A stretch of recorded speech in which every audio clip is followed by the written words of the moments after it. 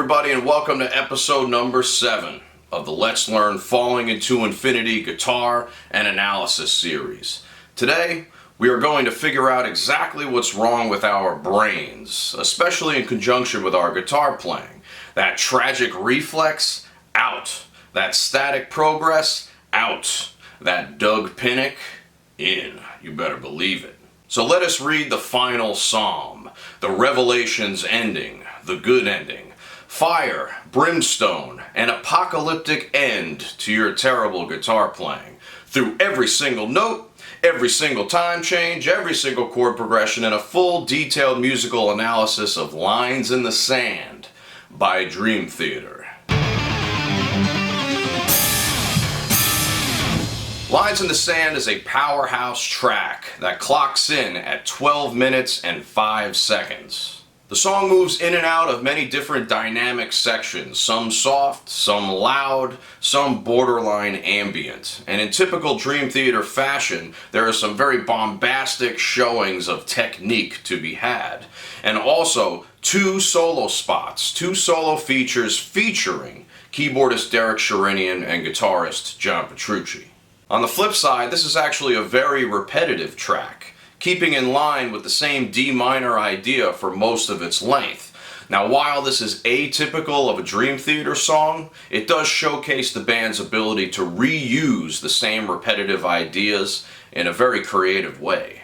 The first 1 minute and 12 seconds of the song is a keyboard feature played solely by Derek Sherinian. The rest of the band doesn't come in until afterwards, so let's take a listen to all this and see what's going on. We hit in hard with a D sus, with 2 pads hitting, pad number 1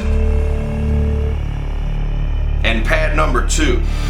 Pad 2 fades and doesn't come back until the first chord change. Accompanying the pads is a bass synth, which gives us the foundation of our key center, which is some sort of D. The first soft synth lead outlines a power chord and makes me feel like I'm in a spaghetti western, but one that takes place in the water temple of The Legend of Zelda. This uses notes such as the 9th and natural 6th, but no thirds. The response to the soft synth is a hard synth, which is Derek Sherinian's signature sound, with the feedback setting that makes it sound like a guitar. This also does not include the third of the chord, but rather uses a sus4, which was outlined by the 2 pads at the beginning. The second soft synth section plays the same lick as before, but up the octave, once again avoiding any thirds. An F chord comes in to break the monotony and also turn the B natural into a Lydian tritone. Very tense, very impactful. The final lick uses various notes in D Dorian to hit a massive peak with a tritone on top of a D. Nasty, a nasty, nasty. So it's really just a D sus chord, right? In some cases a D sus4, in some cases a D sus2, hitting onto an F and then back to a D again. Alright, now this D chord hits no thirds. It gives us no indication of any kind of key center whatsoever, alright? Remember, the major and minor third needs to be there in order to have a minor or major key. That is a must.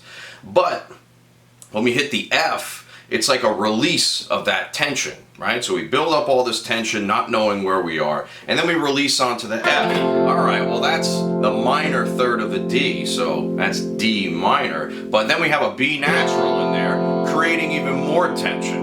Alright, so still playing to the ambiguity of it all. Alright, but it's not really that ambiguous. It's really a D Dorian progression to an F Lydian progression. Alright, keeping that B natural up top and acting as the colorful note of the progression, the most colorful note of the progression. So with that said, let's move into the first full band entrance and see what kind of chords come after that.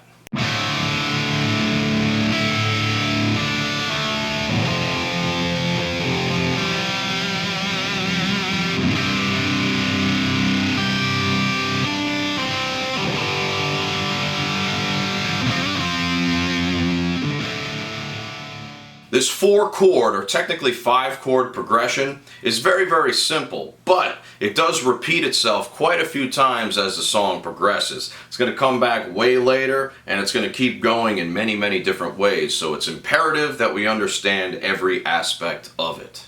I'll play through the progression slowly and name the chords as I move along. We start with a D sus2, arpeggiating, moving into an F sus2, then to a C sus2 with arpeggio, G power chord, and then to that little F power chord slide. So let's move through these positions a little bit. We start off with that D power chord, alright? Just an open position D chord, just the 2nd and 3rd fret right there with the open E, alright? That's the sus2. So basically we have the 5th root, 5th root, and the sus2. It's basically a big power chord with a 2 on the top of it. Same goes for the F, right? This one comes across more like a 9th, but we have a power chord, F root, C 5th, F root, and G, which is the 2 or the 9. Now in a lot of these contexts, the 9 is interchangeable with a 2, alright? So sometimes I'll call it a 2, sometimes I'll call it a 9. But when it comes to certain chord names, I have to use 2 or 9. Like in this case, I'm using a sus2 because it's the only name that I can really think of that, really, explains what this is. I guess I could call it an add 9, no 3rd, right? But I'm just going to call it a sus2 because it's easier that way, which is exactly what the next chord is, by the way, a C sus2. We have the root, 5th, root, 2nd, and the 5th again. Alright, so big power chord with the 2. I'm sensing a pattern here. And then we go down to G, which is an open position G chord, but you gotta mute the A string right there. Alright? It creates this very nice wide open sound. You hear that? Instead, if you have the 3rd in there, that just gets in the way. Let's mute that, and we get that sound much, much, much better. And it's just a power chord, the root and the 5th, all the way across. Very simple. Then we have this little slidey thing. It's basically a power chord. This is a real power chord, by the way, on the D and G strings. Starting on F, going up to G, and then coming back to F again. Nice and fast like that.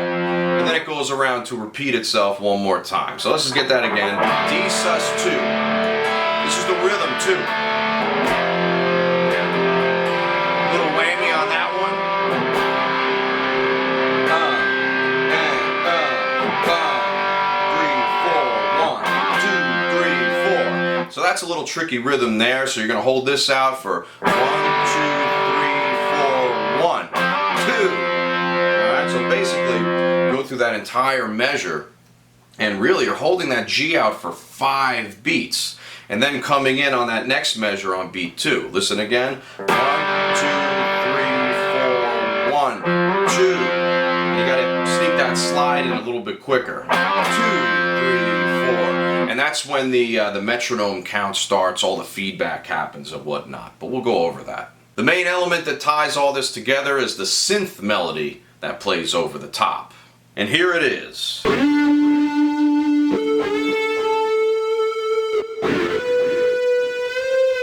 This melody is set up here in the keyboard solo and is used as a foreshadowing mechanism for the guitar solo, which prominently features this exact melody much later in the song. We can consider this to be a main melody in terms of the solo sections, and we will have many main melodies within melodies to come.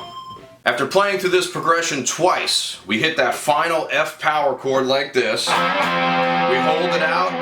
We add plenty of whammy bar, and you gotta go absolutely insane with it. Let the feedback take control, and you're gonna have to turn up the volume much louder than I have it right now, because you're gonna want to drive your neighbors out of the neighborhood immediately, alright? If they can't stand, 600 times the exceeded decibel level just to appreciate some good feedback, then they're not the neighbors for you, right? What's a noise ordinance? It's just a bunch of words on a page. Let's get these lawyers out of here, alright? Alright, get some new neighbors in here, some rock and roll neighbors. People who are actually human beings, let's call it that. So, you have to hold that out. Fun fact, for exactly 3 bars of 4 and 1 bar of 2/4.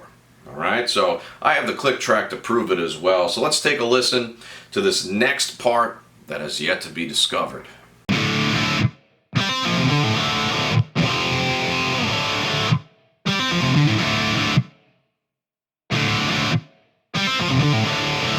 A really cool sounding riff, a little reminiscent of prog rock, if you know what I'm saying. Now, the piano that's layered within this riff, which sounds like this, reminds me of something out of Judge Joe Brown or The People's Court, for anyone that gets the reference.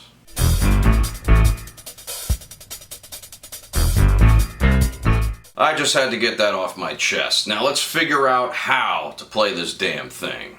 We use a combination of a heavy power chord and a lick to create this sound. So it starts with a D5 power chord. 4,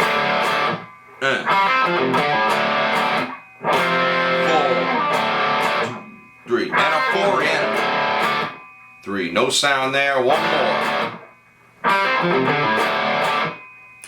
Bam! Now, let's take a look at what's going on here. So that D5 power chord, just like the intro, that's the heaviest D5 we can get on the entire guitar, on a 6-string anyway. On a 7-string you can get a little bit heavier, but this is the best we got.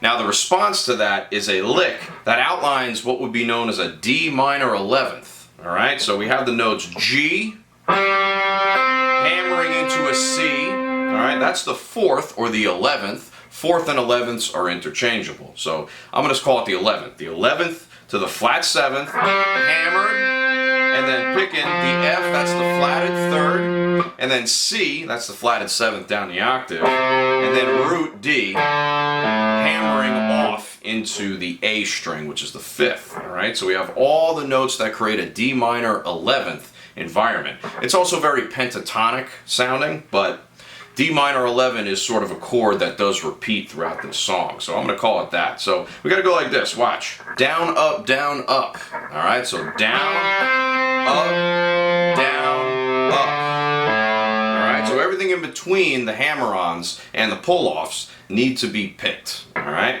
and the rhythm here is like this. 1, 2, 3, and a 4-ienda. Alright, so it happens on and a 4-ienda. Just got to remember that. Alright, so nice and slow again. Now in between, we're going to hit that on beat 3 of the next measure. And that's the first response in the guitar. That's just a big F5 chord. That's basically this D5 taken up into that higher register. Alright, so it's the same voicing, but on an F instead. Now, although we're in 4/4, this actually does cover a total of 6 bars. This helps us to foreshadow the next section that's going to come in, that is in a timing of 6/4. If you have an odd bar phrase, or something that uses 3 bars of 2 instead of 4 bars of 2, it actually helps you get into a time signature that's divisible by 3 instead, more easily. Alright, so a little fun fact there. Now, another thing we have to talk about is the call and response aspect of this. Now, we just went over the first response, which is the guitar on the F, right? That's the first moment of silence that is filled in by another instrument, but this happens a couple other times to get us into the actual main riff of the song. The first time through, it's the guitar that creates the response with that heavy F5 chord on beat 3 of the same measure. The second response comes from Derek's keyboards. Almost sounds like an alien creature letting out a loud sneeze. And the third response is basically nothing at all, but Derek does technically fill in some of the space with his dirty organ. That sort of counts, right? Band interplay is something that Dream Theater has always done very well, especially on these earlier albums, and this is going to continue as we move along with the song. But first, let's get into the next repetitive riff, which I'm going to call the main riff of the song.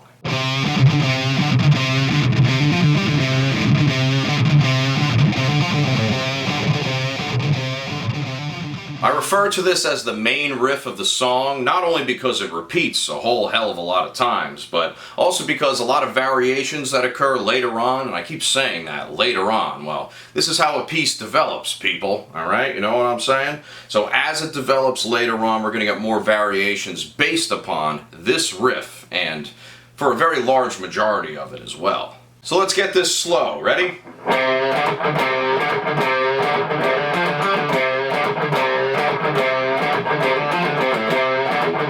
Largely pentatonic. Little quarter step in there too. We got to repeat this whole thing basically 4 times with one unique ending, which is right here. Alright, so nice and bluesy, but it does have a very interesting take on the blues because we're actually bending on the 7th, almost bringing it to a major 7th sound, which is the least bluesy thing we can possibly do. Remember, blues is the flat 7th, not the major 7th. That sounds a little wacky if you ask me. So we're bending on that flatted 7th, which is the note C, which goes up to D. Now that's barely a quarter step bend. So it's just like a little bit of a flourish or an embellishment there, but it's an integral part of the riff. We're also in a time signature of 6/4. 1, 2, 3, 4, 5, 6. 1, 2, 3, 4, 5, 6. Very largely syncopated, alright? This whole album is full of slow tempos with highly syncopated 16th notes, which, by the way, each of these sets of 16th notes has a pattern where we start on the downbeat first, down, and then the next time we hit that bend, it's on the upbeat. And then the next time again, it's on the downbeat. So it actually alternates between downbeat, up, down, with the 16ths at the end. Alright, which is Anna 2iana or Anna 4iana, right? Or Anna, really it's Anna 6iana. I'm completely wrong about both of those. It's Anna 6iana, which really sounds crazy. That sounds like a weird exotic name. So we're going like this. Up, down, Anna 6iana. Up, down, Anna 6iana. Down, up, down, Anna 6iana. Alright, so that's kind of what we're doing. Now, the lick itself at the end is very simple. You're just doing a hammer from here, and then just picking the rest of it, right? And also, you know, you're doing a downstroke on the hammer-on and then an upstroke alternating the rest of the way. Alright, so as long as you keep that pattern going, this is going to be really easy for you. And it just repeats, alright? 4 times all the way through with that unique ending as well. There's one more thing we got to talk about too. There's some extra 16ths in there that we have to play. Let me show you what I mean. Originally I thought the riff was supposed to be played like this. There's a lot of empty space in there. It sounds awfully naked when you play it like that, and it's because it's not played the proper way. The proper way is like this. We're adding some notes in between, some 16ths. And it basically bounces between an unmuted note, a muted note, and an unmuted note with 16th notes. So it goes like this. Unmuted, muted, unmuted. Like this. That's exactly what we gotta go. Watch this. Ready? Kind of sounds like that Jonathan Davis guy from Korn. Check it out. But except that last part does not exist one bit. Now, while the guitar riff has a form that repeats itself 4 times over, the organ chords in the background only has a form that repeats itself twice. And here's the part.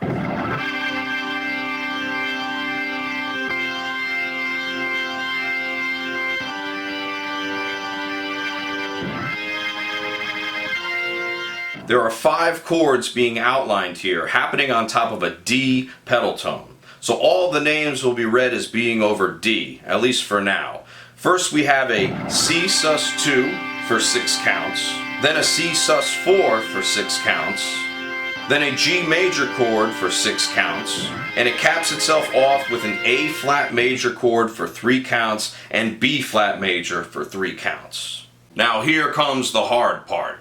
A flat major does not occur within D minor in any capacity. In fact, it is incredibly dissonant when played against it. Here is an A flat on top of a D. It is considered a flat 5 chord, which really doesn't exist in any functional harmony at all.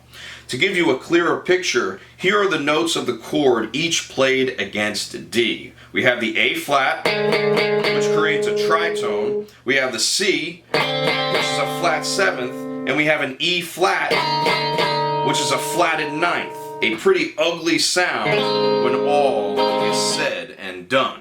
The next chord, B flat, is not as crazy because it actually contains a D within it. So that actually helps when we have a pedal D to have a chord that already has that note within it, right? And it's also the flatted 6 of a D minor progression. Alright, so B flat to D minor sounds pretty good, but that still doesn't explain what the heck is going on with that A flat.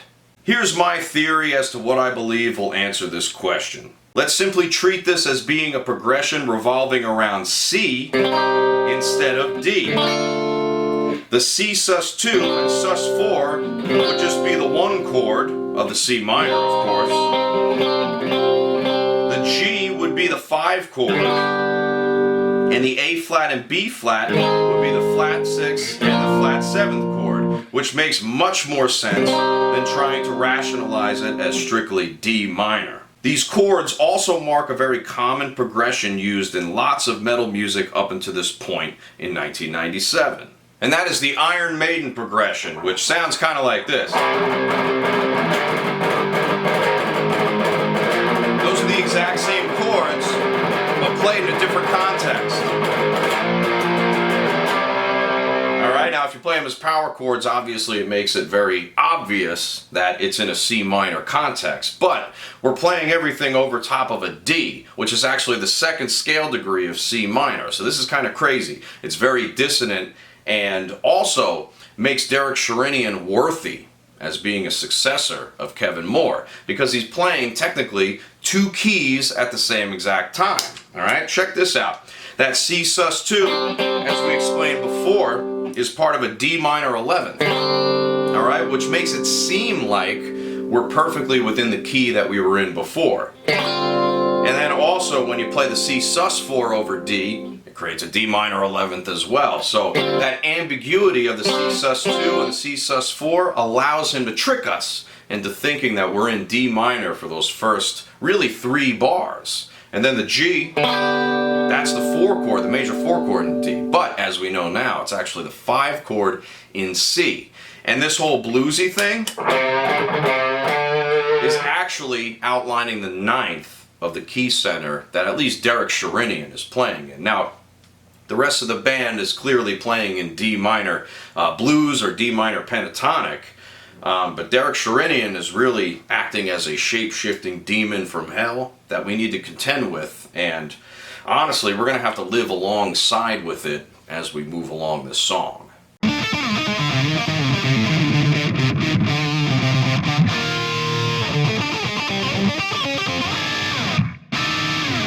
This section marks the end of the introduction and prepares us to transition into the first verse of the song. Now, to make this easier to follow, I'm going to split this into 4 different phases, each with their own unique thing going on. The first phase is a unison riff played by the guitar and bass. I'll solo each part. Here's the guitar, and here's the bass. And here they are together. It's a very slidey and hectic section, so I'll play it slowly first. Here we go. And that's it. It's just 1 measure of 4, all 16th notes just landing in different spots. It's also all power chord shapes as well. We have a D5, which is, we'll say that's the 1 chord. Then we have an A flat 5, we'll call that the flat 5th. And then we kind of slide into an E flat, that's the flatted 2, and then a C, which is the flatted 7th. Now, this kind of alludes slightly to that C minor progression we just saw in the organ, but I'm going to say that this is back in D because it's meant to sound very disjointed, and it definitely does. It could even be a D Locrian, perhaps, because with this A flat and E flat, we create the flat 2 and the flat 5 interval, all right? So creating sort of this.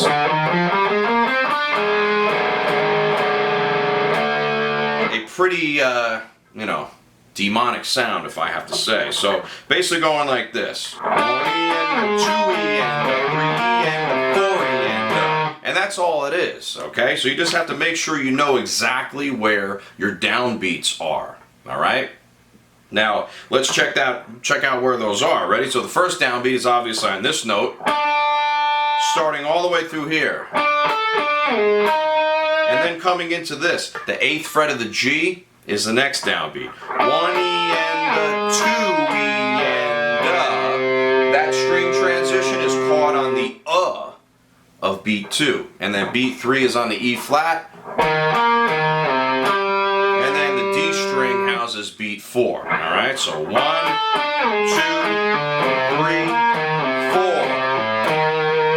And then right into that next part. Let's get that full speed. Ready? 1, 2, 3, 4. Boom. Just like that. The next bit gives us our first real time signature shift and the reintroduction of the organ. Here's the guitar and bass in unison. And here is the organ. This plays the same pattern as well, but with power chords, while the others play single notes. Also, Petrucci ends on a 9th stack on that E flat. Here's how we do that on the guitar. Check it out.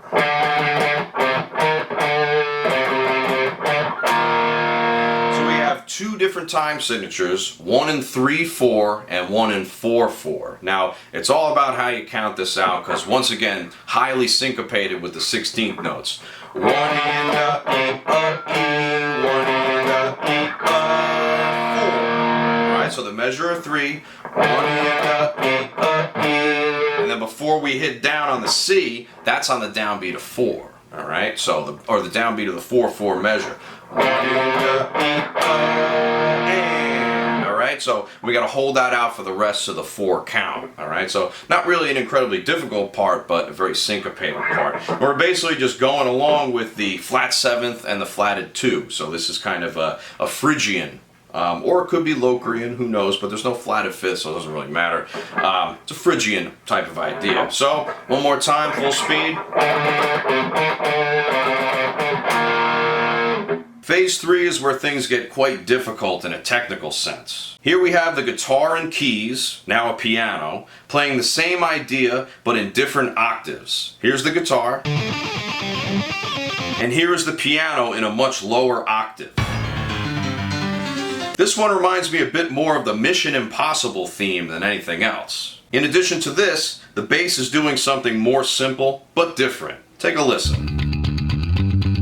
It's really just playing the root notes, but in the same rhythm. In this case, the D as the 1 chord and G as the 4 chord. There is no chord quality here, though, because there are no thirds to be demonstrated. And here is possibly the most difficult sequence in the entire song. It's all alternate picking and blazing fast. Here we go.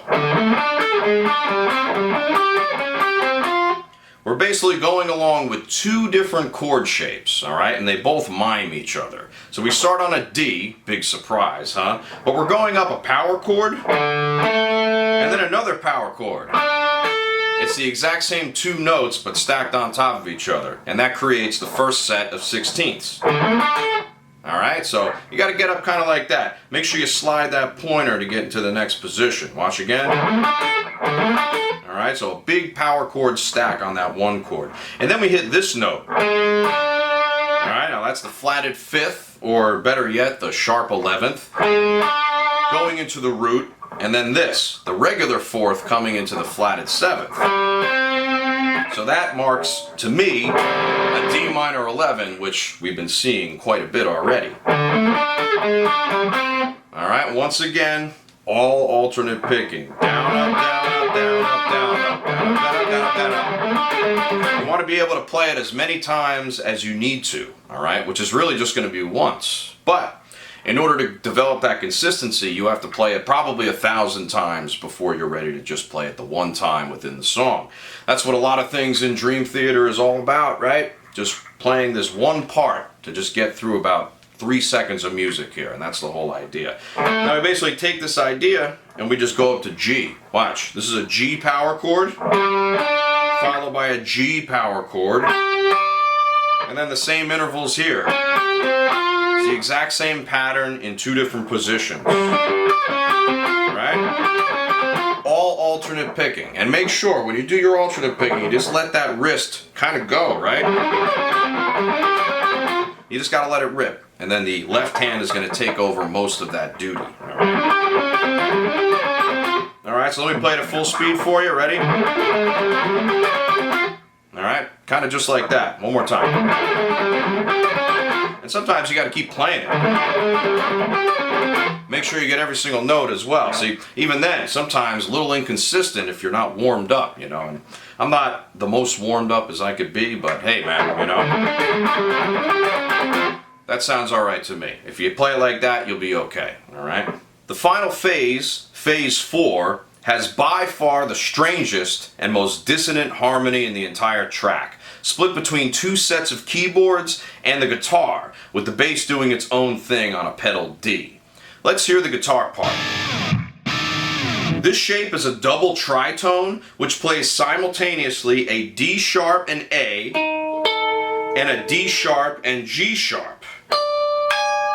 These 2 sets are a half step apart ordinarily, but in this case are separated by an octave, the D sharp and the A being on the bottom, and the D sharp and G sharp being on the top, just like this.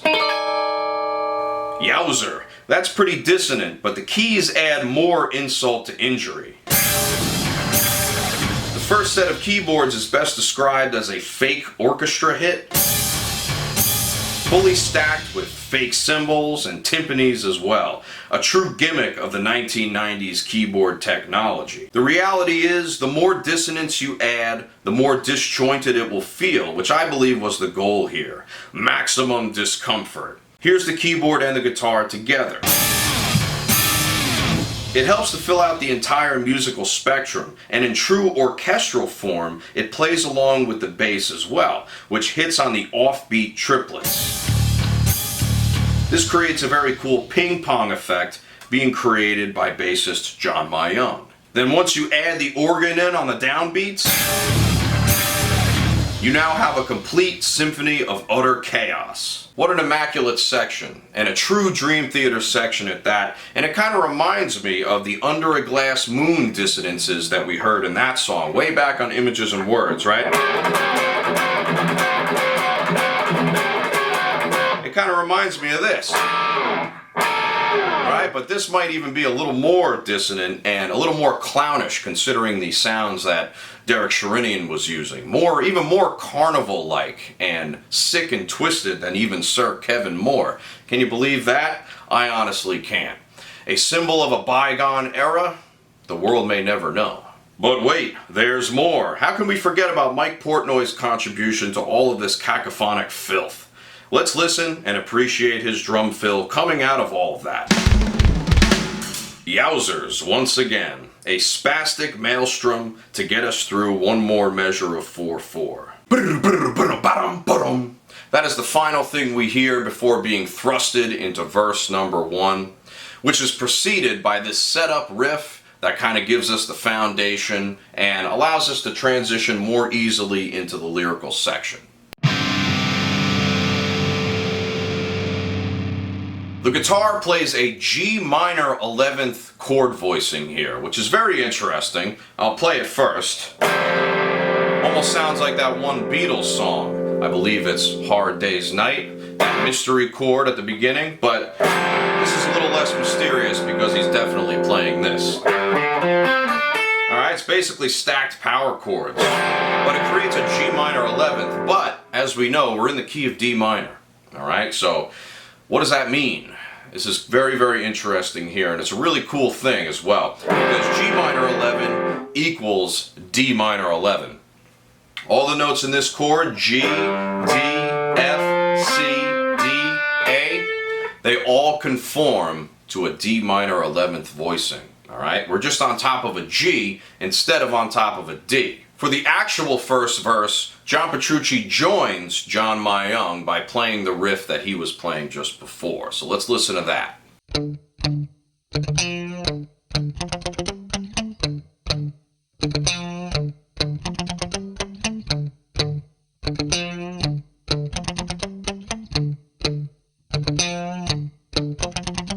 It's a simple and funky ostinato riff, which basically just means it repeats a million times over again. And it goes like this. Let's play it slow.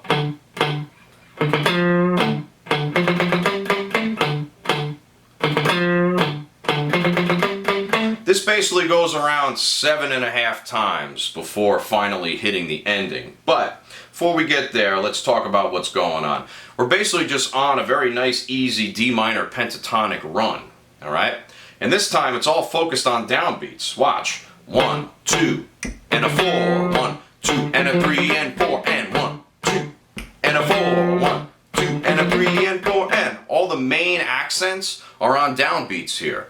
This is a direct contrast with all the parts we had before, which had tons of upbeats and 16th note syncopation. So this is kind of a nice change of pace here. It also brings us into a more mellow and melancholy mood that I think we desperately needed. So here we go again. We get ready. We have boom, boom, bam. We have 2 mutes, followed by 2 more fast mutes, and then a non-mute. So we have mute, mute, muted, non-mute. And that non-muted note helps to break up that monotony of mutes and give us a little more dynamic contrast. Everything beyond that is completely muted, so that one single unmuted note really opens up the treasure trove of imagination that John Myung typically brings to us, especially in the 1990s. Very cool. After playing through that riff 4 times, a cool guitar line comes in on top to fill in the space left by the vocal. And that's all it is. It literally just goes down the D minor scale with that open E ringing out on top. Now, the first 3 notes are the only ones ringing out, so once you hit that, don't ring out that open E anymore and just continue down. It's basically the flat third, the 9th, the flat third, the 9th on that B string, and then the root, flat 7th. And make sure you have a little bit of delay on there as well. Because the bass and guitar are playing the same riff, it allows for Derek Sherinian to take sole control of the chord progression being played on the keyboards. Let's listen to the chords play on top of the riff, and I'll name them as we go. First we have a D minor 7th, G major, G minor, and a D sus being resolved. The first chord doesn't actually have a quality, so technically we'd call it a D minor 7th with no third. This is our tonal center, our 1 chord, so no surprises there. The second chord brings back that B natural from the intro by placing it onto a G chord, causing it to become a major chord. That's the major 4 chord, and basically in second inversion. Which right beyond that, we change the B natural to a B flat and get G minor, which is the minor 4 chord in second inversion. And that easily resolves back to the 1 chord D minor, which captivates us with a suspension that resolves. Mixing a parallel major and minor chord is a very common technique and a fancy technique called mode mixture. Alright, in this case we're going from D minor, which is the 1 chord, to a G major. Alright, now that indicates a Dorian progression because we're turning the 4 chord into a major chord using the natural 6 of D minor, which would sound like this. Alright, but on top of a G chord, it sounds much more put together. And then by simply dropping the B natural down a half step, we get G minor, which is the proper, natural occurring 4 chord in a D minor. Alright, then we come right back into it. So, to Dorian, to non-Dorian, which is the natural minor, and then back into D minor. The very ending of the verse section allows us to transition smoothly into the pre-chorus, so I'm going to include that as well as the pre-chorus.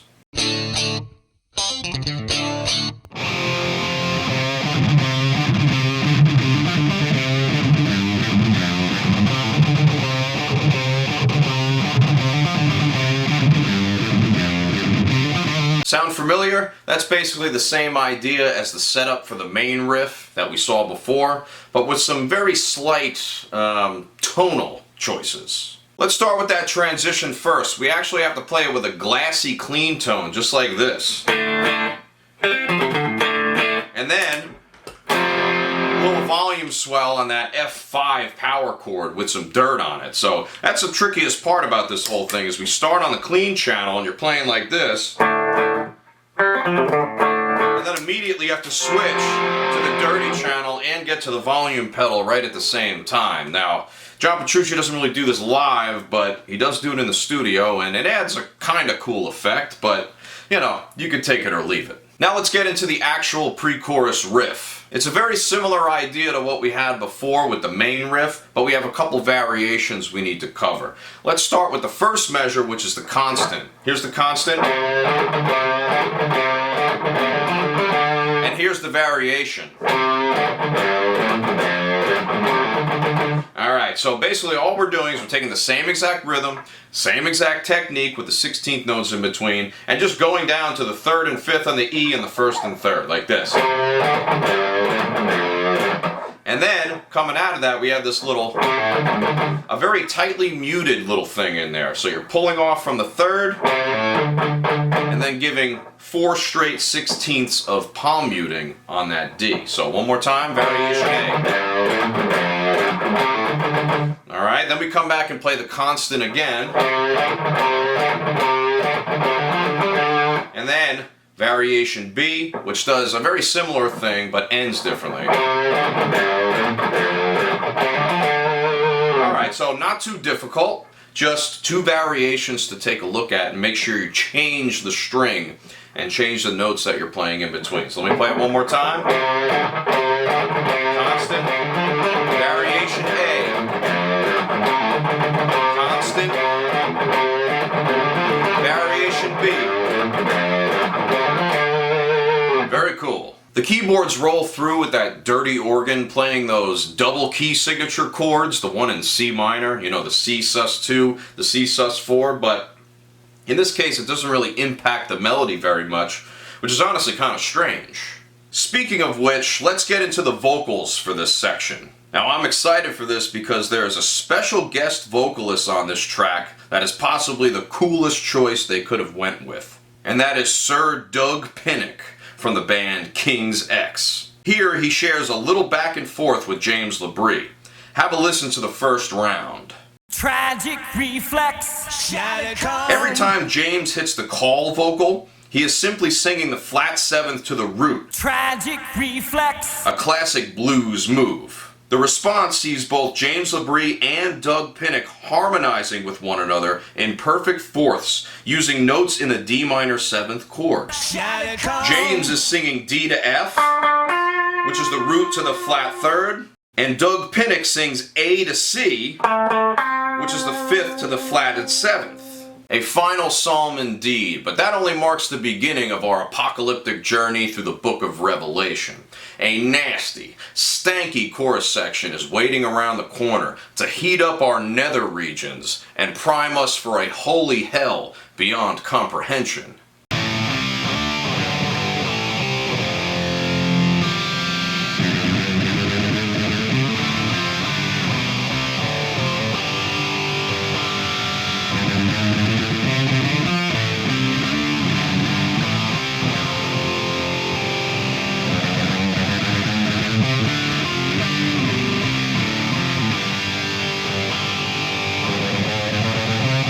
This chorus takes a page right out of AC/DC's playbook.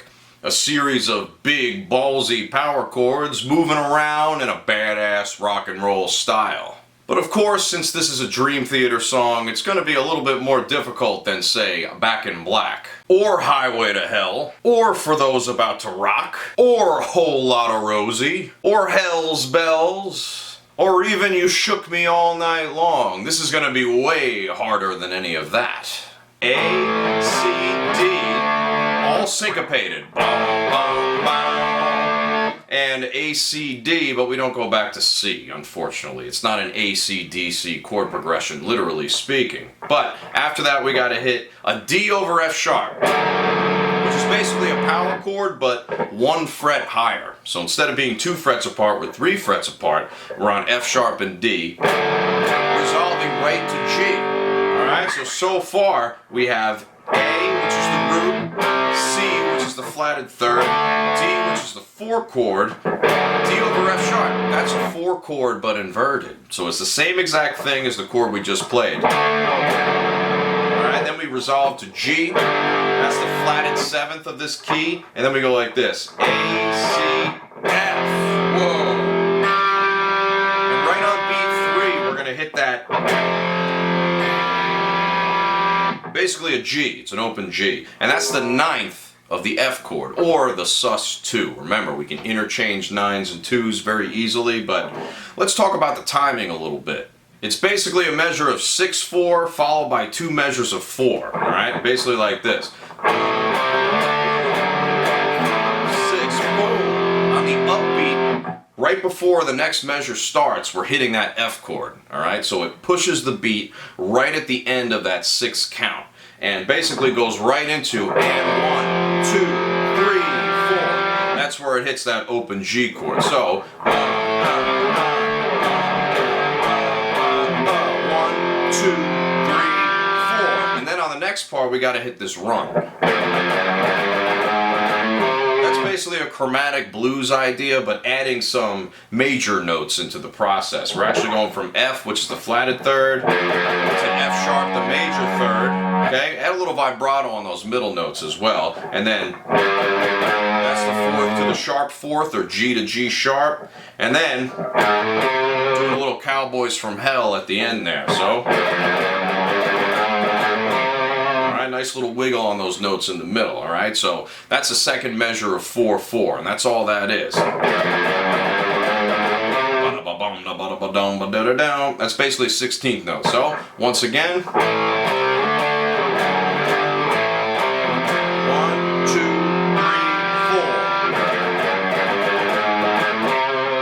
That takes up the entire space there. The second half of that chorus goes to a D progression, and it's basically the exact same chords, but on top of D, alright? So all the same things apply. Basically you have D, F, G, and then G over B, which is an inverted G chord to C, and then we do this. Alright,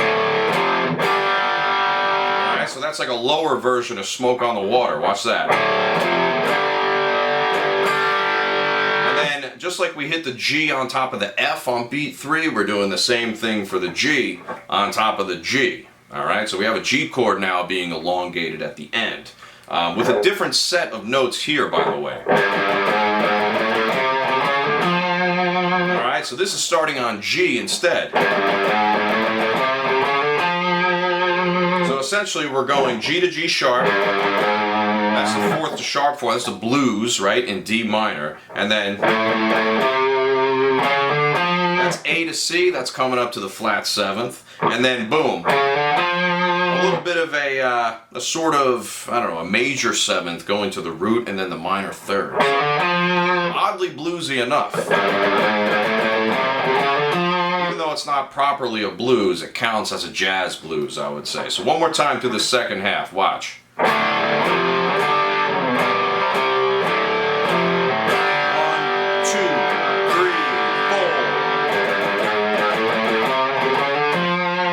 Just a lot of AC/DC style rock and roll chords and a little bluesy lick to get you back in, basically in A once more. A big part of this chorus is how the guitar, bass, and drums all handle the timing in different ways. As we just witnessed, the guitar focuses very heavily on the downbeats of the 4/4 measure. Listen to when that F hits. That open G is felt right on beat 3, a strong downbeat. Conversely, the drums and bass both outline the upbeats as they continue the syncopation from the previous measure. Let's hear the drums first. Those cymbals are all on the upbeats. 1 and 2 and 3 and 4 and. The bass part follows suit with this idea. There's not even a shred of a downbeat here, as Myung is just playing the ups. And. Listen to both the drums and bass together.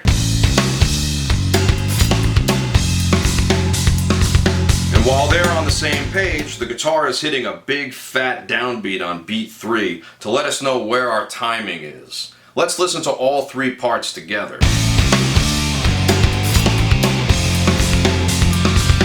Simply put, great interplay between the rhythm section here. Alright, now it's time to bring Dug Pinnink back into the fold with some more call and response vocals. We also have the acclaimed Del Fulvio brothers coming in to make an appearance as well. That's a vocal troupe consisting of Mike Portnoy, John Petrucci, and Derek Sherinian in various orders. The Del Fulvios and James Labrie have the first call. Swept away with the tide. And Doug comes in with the tastiest vocals this side of the Roman Empire. Swept away with the tide. The call and response in this case utter the same lyrics but in much different ways. The call, swept away with the tide, is much more structured and controlled, as the Del Fulvio brothers and James Labrie sing the same melody an octave apart. It's when Dug Pinnink comes in with his response that things get a little wild. Swept away with the tide. Great style, great riffing, great blues sensibilities. The perfect pairing for this guest appearance. The next 2 lines follow suit with a very similar idea. Through the holes in my hands. Through the holes in my hands. There is just some variety occurring each time Dug Dr. Pinnink comes around. Coming out of that chorus, we have what I'd call the post-chorus riff, because it happens, well, after every chorus.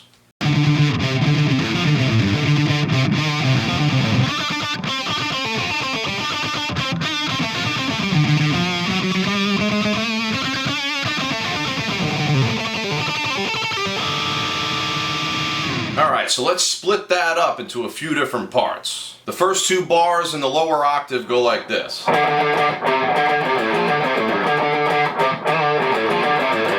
have very subtle differences between those 2 measures, but they both use largely the same notes. We're still in a D minor blues, so nothing's different there. But rhythmically speaking, we're doing something a little bit different for each of those. The first time we're doing that same thing that we kind of did with this. Right? You're adding in some extra 16th notes in there. So we're really going 1 and a 3 and a 4 and a. Hear how we have a double note in there that we don't have in the second measure? The second one goes like this. 1 and a 3 and 4 and a. Alright, so we actually have to hold that note the second time around. So just keep that in mind. Listen one more time. Double. Single. That single one, you really want to make sure you're giving it a nice vibrato on there. Alright, so the difference between the 2, double, single. Add a little bit of attitude on that second one, the single one. We take that exact same idea up the octave. Check this out, ready?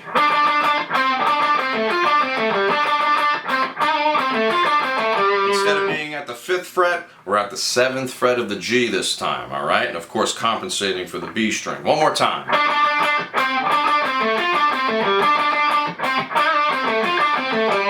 Also, don't use any hammer-ons or pull-offs at all. It's all alternate picking this entire time. The last section brings back that chromatic blues idea that we've been seeing. This time strictly on a D. Check this out.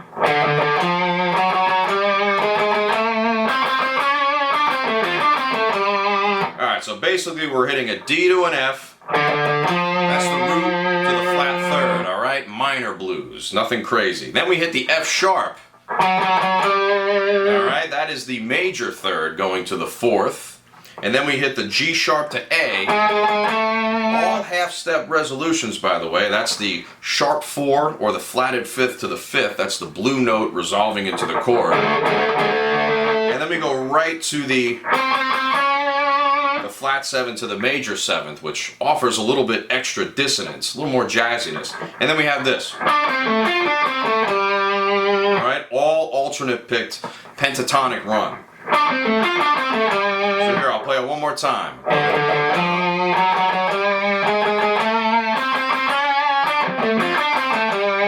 And it kind of has like a 3-4 feel, but the whole thing is in 4. It's just that 3 plays beyond the bar, and then once you hit this last part, that's 3 and a 4 and a, right? Alright, so by the time you have 2 beats left, that's what you're doing. Watch.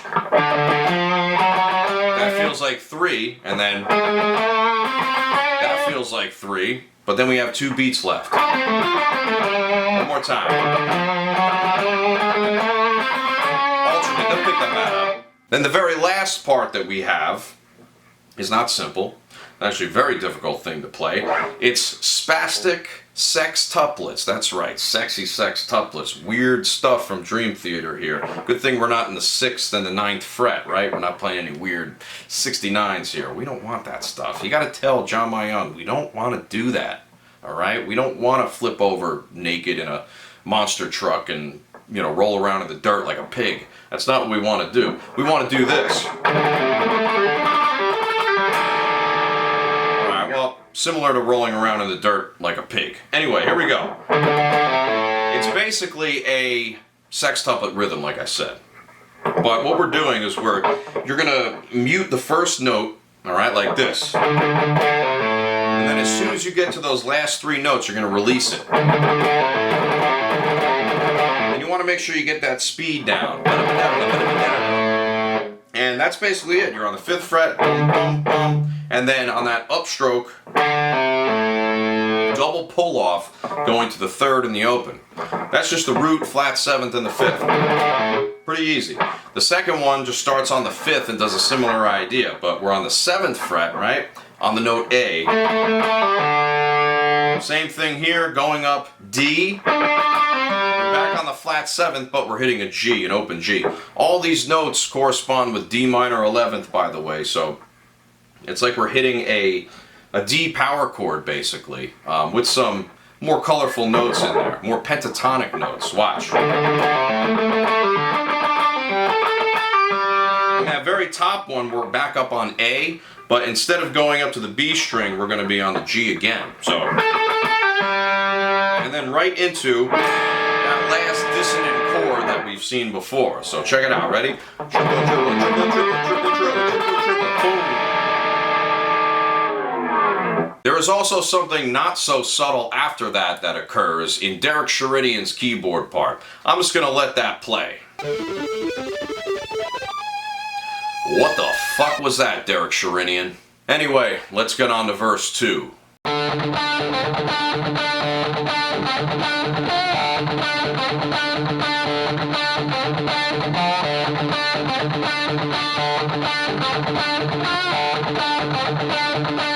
Now let's go over some of the aspects of this riff. The first of which is the tone that you might want to use for this. The tone on the album sounds like a Boss overdrive pedal. Basically sounds like the cheapest overdrive that you can find at your local Radio Shack, alright? So that's what you're going to want to use if you want to get this exactly how it sounds. Now, obviously I'm not using that right now. I'm using my little Mesa Boogie over here, right? But you don't want it to have too much saturation if you're going for, you know, the exact tone, alright? So, just warning you about that. The other aspect of this to go over is the rhythm, which is incredibly funky, but it's also not very syncopated. It's syncopated on one beat, and that's basically right after the second beat, but most of the time we're playing on the down beats. Check this out. 1 and a 2 and a 3 and 4 and 1 and a 2 and a 3 and 4 and.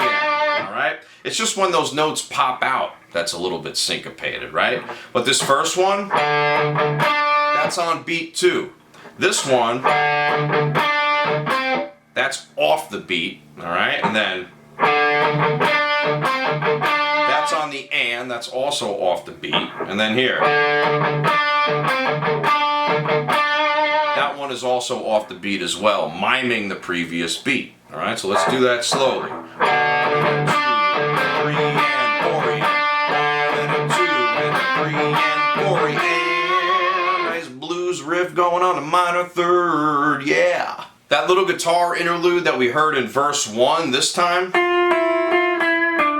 a little bit louder, a little more motorcycle fuel in there, and it resolves to the D and fades out into the distance with a little bit of delay. So just a tiny little subtle difference there. One thing I really like to include in these videos is any type of dynamic increase or decrease. Sections that go soft to loud, loud to soft, etc., etc. This verse is a good example of the dynamic shift from the first verse, especially in the vocals. This vocal is much higher in range and much louder than the previous verse, which sounded like this. Sometimes, for a moment of bliss and the passion we're craving, there's a message we miss. The first verse had a bit more of a melancholy feel to it, while this one feels more properly like James Labrie. Sometimes,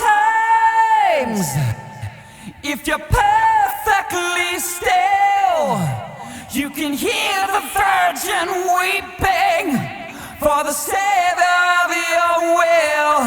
Derek Sherinian is largely doing the same thing throughout this verse that he did in the previous one.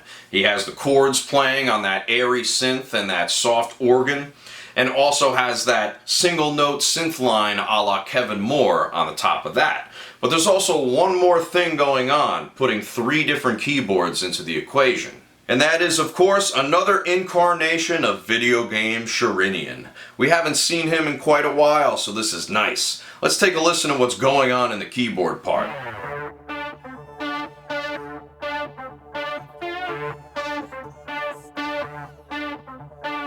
Yes, indeed, Derek Sherinian once again showing off his chops as a video game connoisseur, giving us all of the delights of 1990s gaming. He managed to take this riff and make it sound like it belongs in a PS1 racing game, perhaps the menu of a PS1 racing game or a level of a PS1 racing game. So let's take that and put it in its proper context in a PS1 racing game.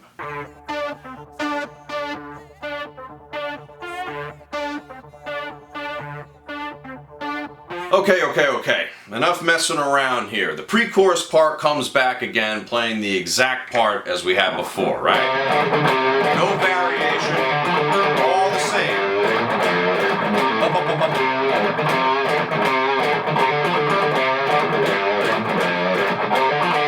Right? Pretty boring, just with different lyrics on the top, right? I hate it when Dream Theater repeats themselves. Stop trying to write a good song, damn it. I want to hear incoherent rambling via John Myung and John Petrucci. The other difference comes in the post-chorus riff. Right at the end, it's cut off. I'll play it for you, and it'll explain itself. Watch. It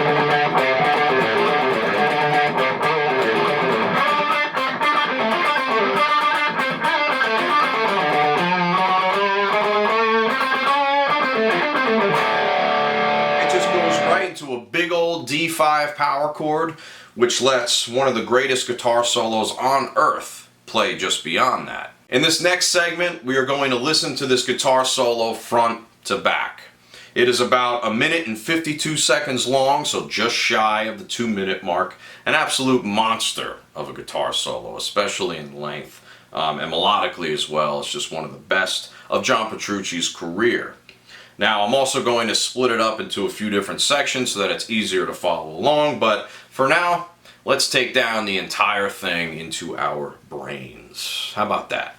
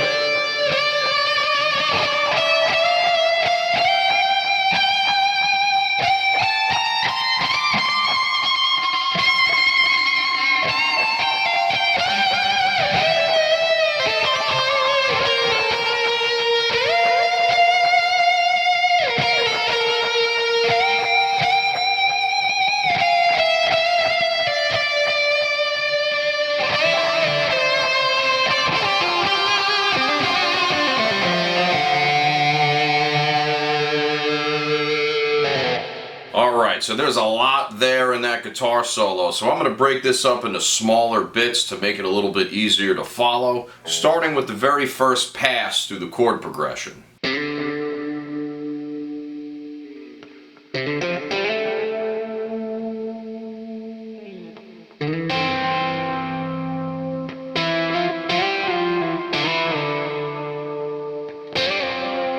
During this first bit, you're going to want to use a volume pedal to roll back on that dynamic, so to speak. So we take it from being super saturated, like a lot of the rhythm guitars were, to being much quieter and laid back. It's almost like a Strat-like tone for this part. We want to slide into the fifth. Slide out, hammer, slide into the seventh of the D, slide out, slide into this sixth, then octaves, and then a couple perfect fourths up top with that slide. So a very melodic and slow solo, right? We're sliding into the root. Oh, use your fingers as well, all right? Sometimes I like to use my, my thumb for this, so just slide into the root. So that's the root of D minor. We're gonna hammer. Let's just go into the minor third, anticipating the F. So this is actually the third of an F chord coming in there. So very melodic. And then this is right in the C chord. These are two chord tones, the third and the root of a C chord. So always keep this in mind when you're playing these slower solos as to why they sound good. This is why, because they follow the chord progression. And then we just go like this, E, F, G, and back down. So that's actually the third, the fourth, and the fifth of the C chord coming back, and then this little thing resolving into the fifth of G, and then this top thing is just a slide up and a slide back down. That's C and F, so that's a perfect fourth. Two chord tones in an F chord, just using the G to get back down to it, and that actually lands right on the F in the chord progression. So as you can tell, this is an incredibly melodic solo, so it pays to know how each note interacts with each chord. So I'm going to demonstrate that with a chord melody here. Here's that first part. Ready? There's the D minor going into F. That's the major third of F. And then we're using the third and the root of C to do this little octave thing, which is basically the major third going up, and then resolving into G, and then to F. Alright?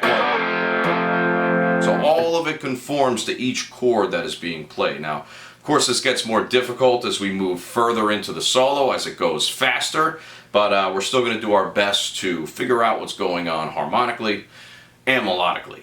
After that super slow bit, we get something slightly more bombastic.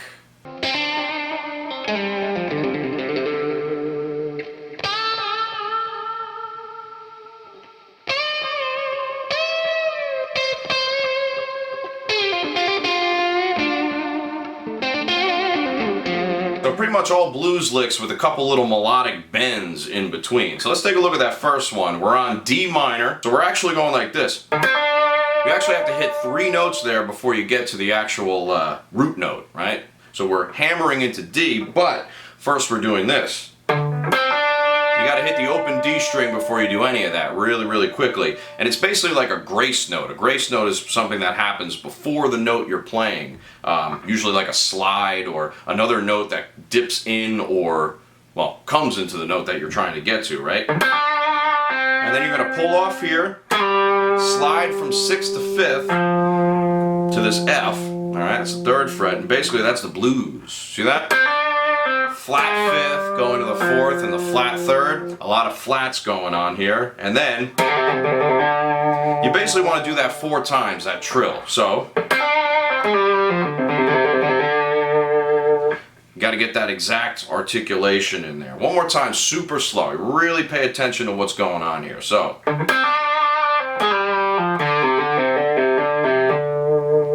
alright, so count how many times you're doing that super fast, because it's going to go like this. You got to make sure you're doing it the exact amount of times, otherwise the timing is going to be all off, right? Then we hop into this bend. And that's a triple bend, just kind of dipping in and out of it, wow, wow, wow, dolphin style. And that's going into the A, which is on top of the F chord, just like in the first part of the solo. But it's up an octave, all right, and being bent. So the technique is a little bit different. And then we're coming up to here, we're bending up into C, D. All right, so it's a C to a D like this. That's on the C chord, that's the root. But then we got to bend all the way up. 2 whole steps. All right, so that is a mega bend. I'm almost afraid to do that too many times during this video. I might break a string. But here, I'll do it one more time. Ready? We got C going to D, which is the root to the 2nd or the 9th. And then going all the way up to the E, which is the major 3rd. That's 2 whole steps. And luckily I didn't break anything there. Then we're doing this little quick blues bend and pull off thing. So basically, doing a bend, release, and a pull off. That's basically the blues note we saw here. But it's up the octave. Going to the root. Then a little hammer pull. Really quiet too, we're still using our fingers, alright? And then you're picking up with the 12th fret of the A string, and you're basically just playing along with D minor 7 here. D minor pentatonic is the name of the game here. And then that nice fancy little slide coming out of that. Alright, so let me play that all one more time. Triple bends, big bend, then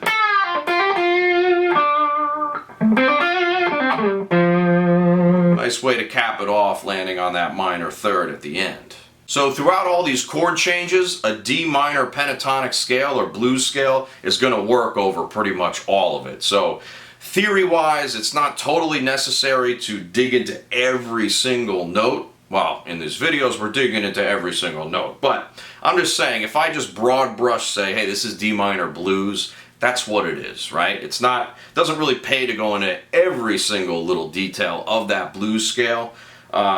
And you can figure that out anyway. We're going to figure it out either way. But I'm just saying, it's not totally necessary. Sometimes we'll just refer to it as being D minor blues. It's more so when notes stop for long periods of time and they're held out. Those are the ones that are really crucial to the melodic context. All right, so those are the ones I'm going to be focusing on the most. A lot of the fast blips, I'll just tell you the scale that it's in. All right, so let's move on to section 3. How about that?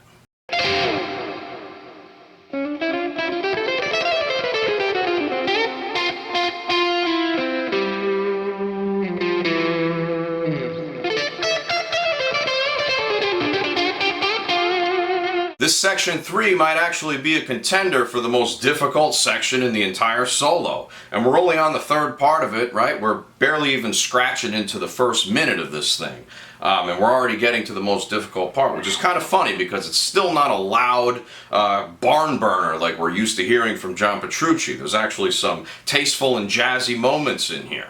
But it's more of a jazzy shred here. So let's take a look at what we got. We're going with this first slide out. That's a D minor 11, all right? Then we head into this sort of thing. And basically you want to hit that on the and of beat 2. So it's like 1, 2, and then we hit this. Alright, so kind of a very fancy lick there. We're using some chord tones that go outside of D minor blues, or even outside of a regular D minor scale. The first note, in particular, is a C sharp, and we're basically going in like this. See how we use C sharp to go right into D? And then we're going basically straight up a D minor scale with a little pentatonic involved too. Alright, so we're mixing the two ideas. Now up top there you want to hit that nice quick little 16th blip. It's like a 16th note triplet, or you know, something faster than just the regular 16th notes we're playing, alright? And it's basically on the of the second beat. Alright, so the first chord is after the second beat. 1, 2, 4, 1, 2. and then the 12th fret is going to land on beat 3, and you're going to continue that all the way to the end of beat 4 of the next measure. Alright, so it's a pretty long run. 1, 2.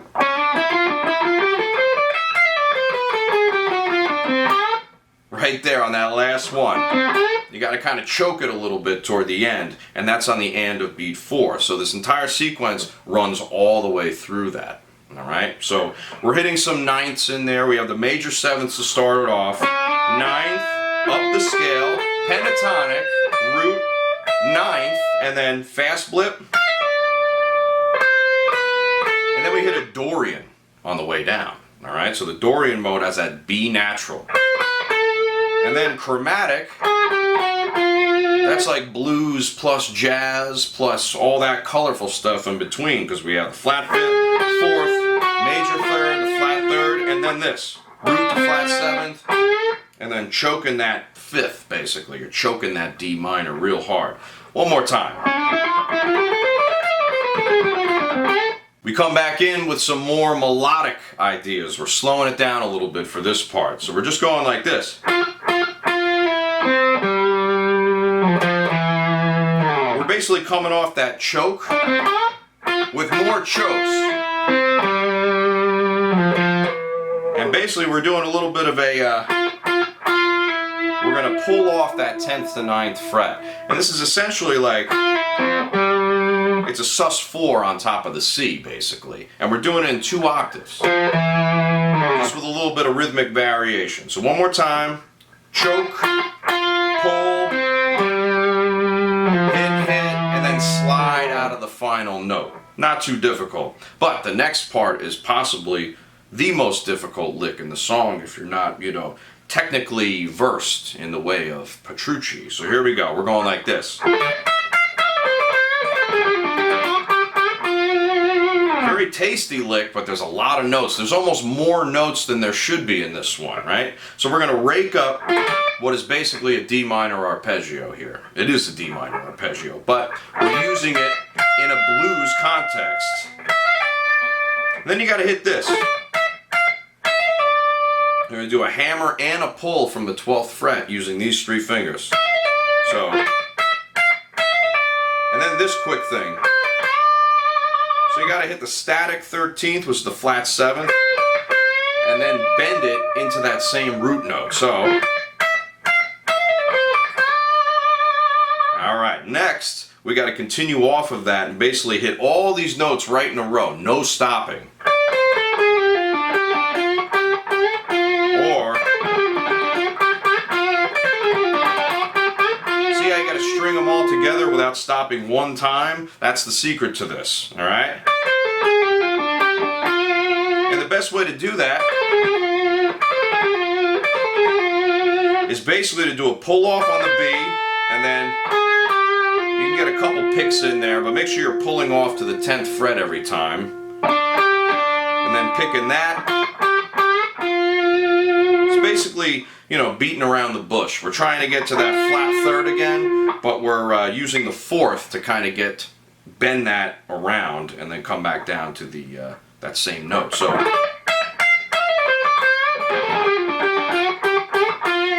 alright, full speed on the first half. Alright, so make sure you caught all that, and then the second half. So think about how many notes that is. 1, 2, 3, 4, 5, 6. Alright.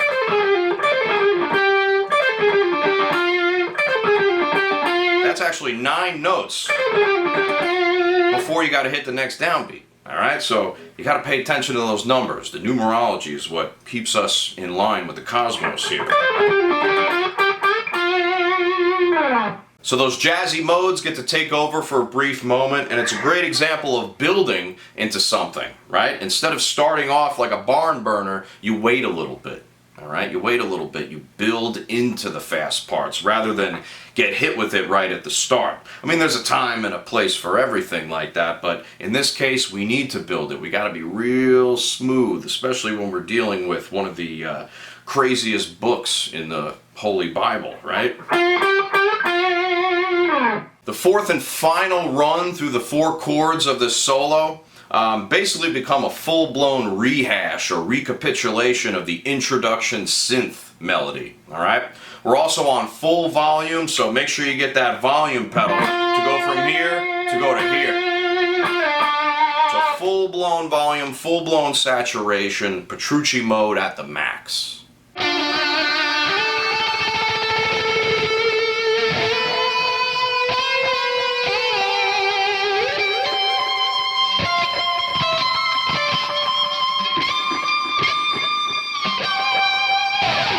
In addition to fully engaging that volume pedal, you're also going to want to maybe add a little bit of wah and a little bit of delay, or a lot of bit of delay for this part to really give it that epic Mount Petruvius feel. Now I'm just going to be playing it raw with the volume pedal all the way engaged, but you know, you'll hear what it sounds like on the main playthrough there. I put all the effects and all the good stuff on it so you can hear what it sounds like and what it looks like as well. So we're coming out of that fast blues blip like this. And then engage.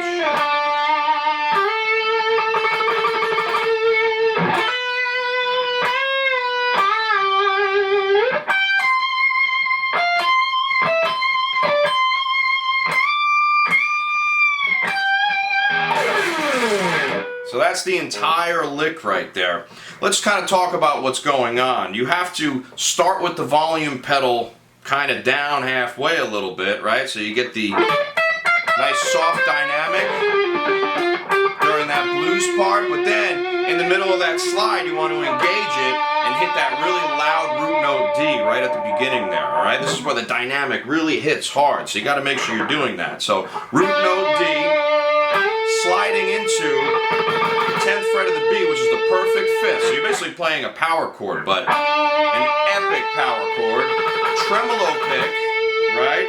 Then we're doing this. You're not just hitting the 12th fret of the B string, all right? You're actually going to be hitting a rake and sort of like a, not a pull off either. It's a rake on the 10th and the 10th, and then an upstroke coming into there. So it's a really fancy way of just hitting one note, right? It's like the ultimate grace note here. So we're hitting that as a B natural. That's the Lydian of the F.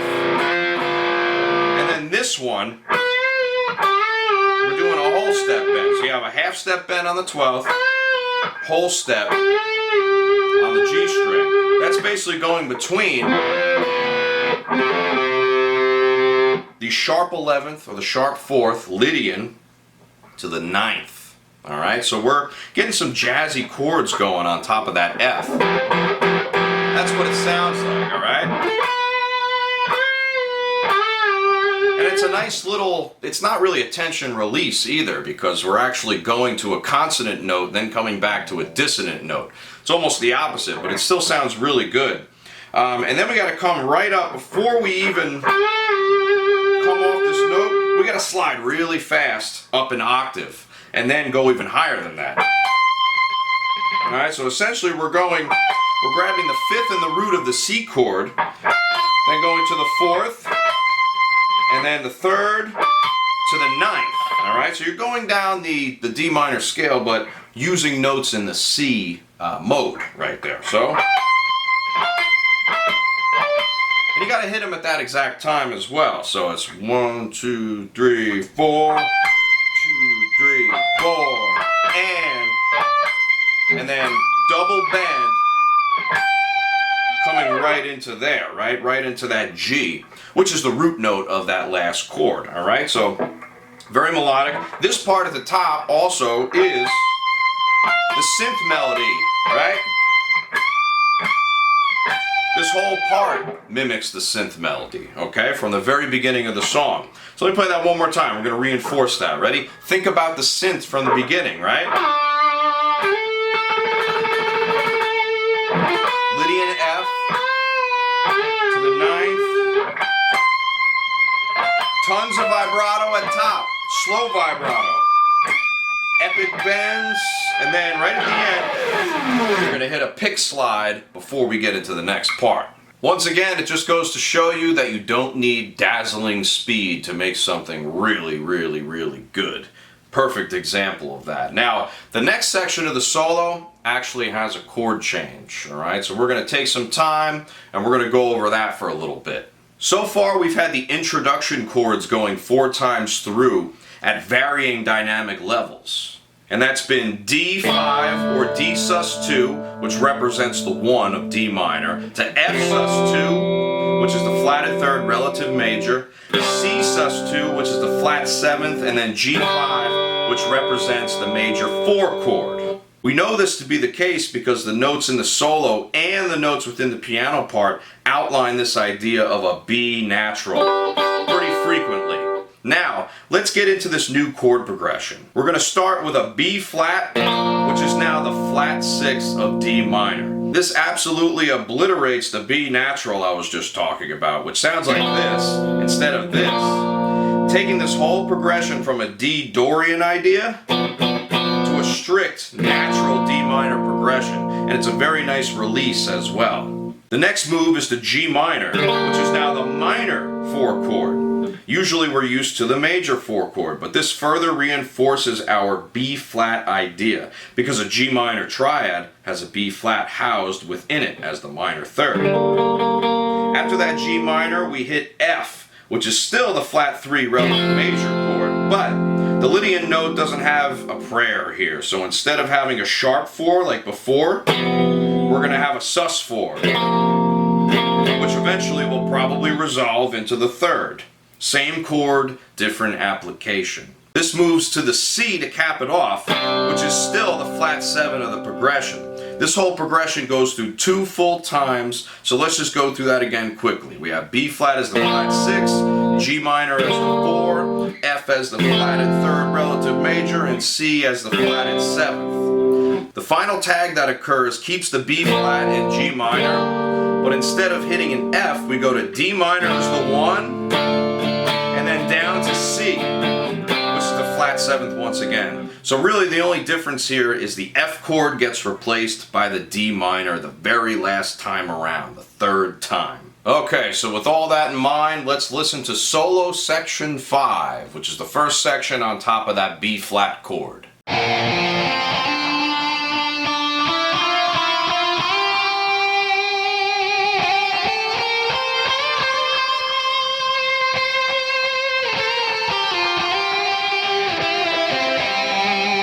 We continue the trend of melodic bliss by outlining the B flat with a 9th on top. And here that is, check it out.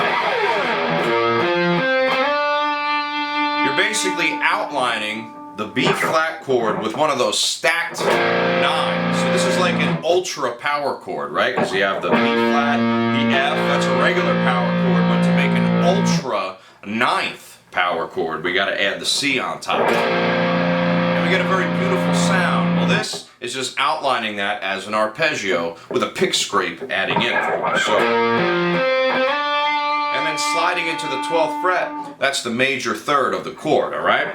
Beyond that, we just continue up the scale and eventually bend into the 12th fret. Well, not really bend into it. We're bending the 10th fret, but we're bending into the note that would be the 12th fret, which is G. And that is the root of the next chord. That's the G minor. Alright, so far we have this B flat with the 9 to the major 3rd of B flat, B flat Lydian, and then hitting that whole step bend. Now you want to start that bend by being static, and then gradually introducing vibrato. That's a good stylistic thing to remember. Once again, that's the root note of the G. And then after you do that, watch this, ready? You unbend it and slide into the same note. Scale up, and then basically do that resolution. That's a whole step from C to D down to C. That's the 5th of the F chord, all right? And then you hit an extra one, then you do this. Now that's just a little, well, it's kind of cool. That's the sus 4. And then we resolve into the 5th of the C. So we basically have an F sus 4 with a bend, and then the 5th of the C chord with a C sus 4, alright? So we have a double sus4, which occurs naturally in that key. Alright, we're just playing it in different positions. Alright, so let's play that all from the top again. Ready? B flat 9. Beautiful. Bend into the root, slide, scale up. Resolve into the 5th. Hit again. F sus4. C sus4. Awesome. This is once again another example of a beautifully melodic section that can be played as a chord melody if you really wanted to. Check it out. Ready? I'm going to do that.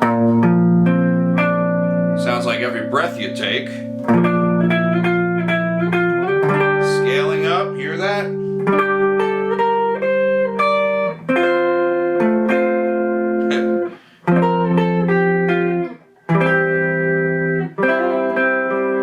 It's beautiful. You can play it along with the chord progression. It just sounds absolutely lovely. Alright, especially with that nice B flat with the added 9th on there. Such a nice, crisp, and beautiful chord. Makes me think of flowers in the springtime and a morning dew on top of a llama's head.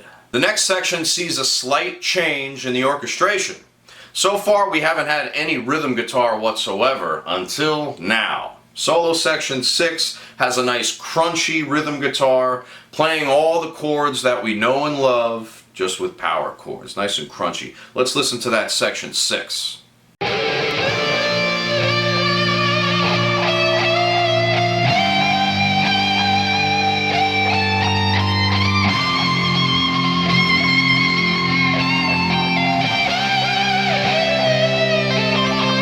That power chord rhythm couldn't have come at a better time. Let's check out that lick on top. Here it is, absolutely epic.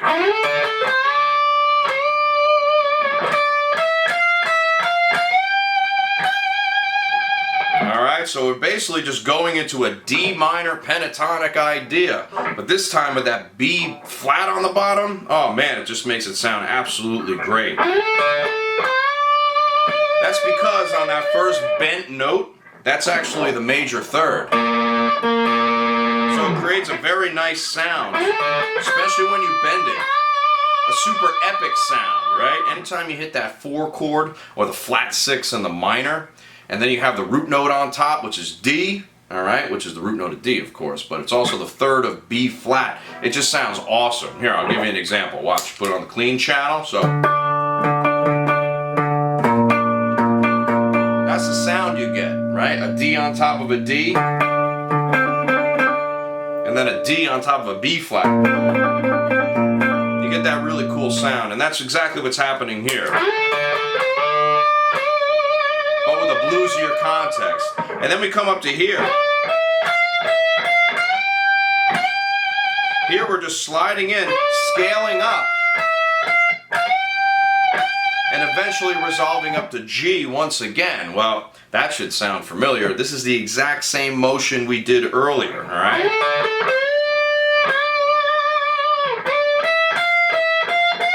Double bend on the G, then we're going to slide into the G.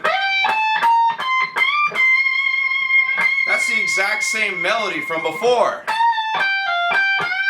Now there's a slight change in the articulation. We're doing a little half step bend. This is the F sus4, right? Then we're going to pull off from those 2 frets. That's going into the root, so. And then you're basically playing the note static, which is G, and then bending the whole step, a whole step down. So you're hitting the same exact note twice, but that bend makes it sound like it's a total separate thing. And then you got to add some nice vibrato on it. Very melodic as well, alright? Tons of vibrato. So here we go. Next part. Now that's basically almost like a bluesy thing on top of the C this time. We're doing a bend from the D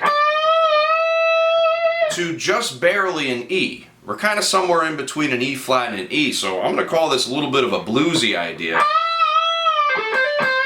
And you want to grab that fast pull off,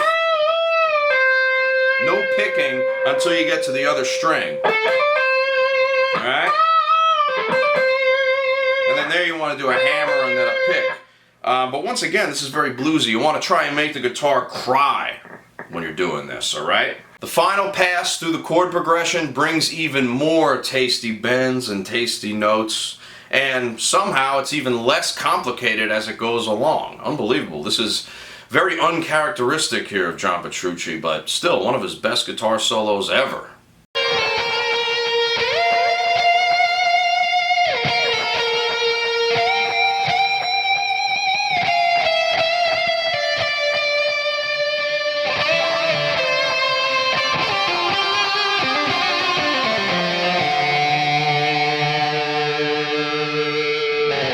First set of notes hinges on the B flat, which stays on both the first and second chord like this. Watch.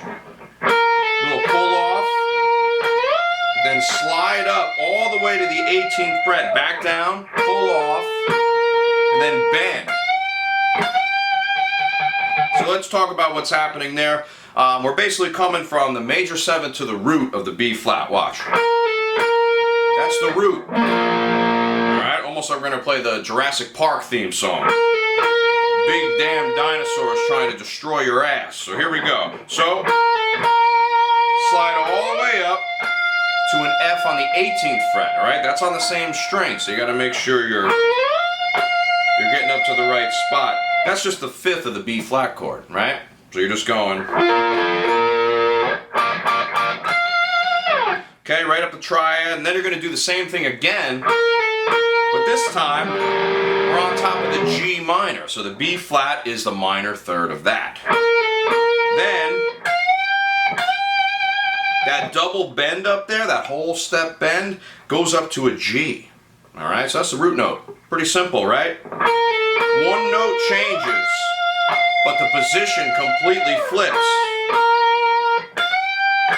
And we're outlining the chords simultaneously, so very, very nice. Then this last little thing, or second to last I should say, that's on top of the D minor. Alright, so we're basically going from the minor third to the second and the ninth, or the ninth, you can call it that. We're going like this. And you're going back and forth between those two notes, creating tension, eventually releasing it, but that's 2 bends in a row, half-step bends. That's another thing, kind of like Alice in Chains. It's like Jerry Cantrell likes to do those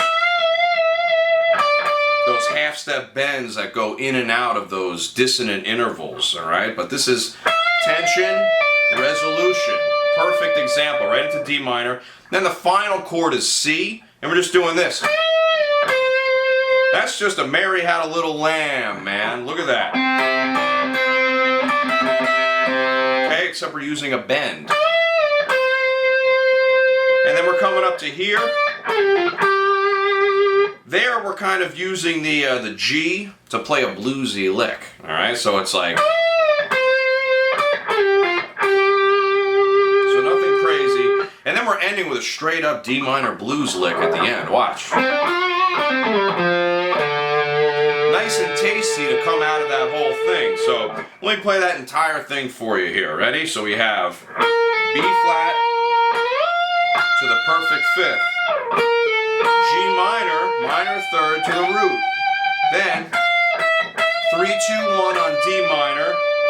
Anticipate the C, 3, 2, 1 to the G, and then D minor blues to get back to the beginning and finally end this thing once and for all. So now that we have all the pieces, let's roll through the entire thing, and I'm going to give my thoughts as we're moving along. Slide into the root. Nice and quiet dynamic. Major third of the F, use your fingers. Okay, into the C. Octaves. George Benson style. Here we go. A little louder on there. Same with this. Nice blues. Vibrato on there. Nice big bend. Good vibrato there. And 1, 2, Dorian,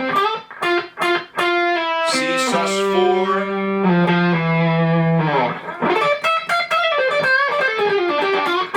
very nice, and full volume, tremolo, F Lydian, scale down, big vibrato, big bends, and B flat to D. Wait for the vibrato. Nice. Bend, F sus4, C sus4. Power chord comes in on the bottom. Double bend.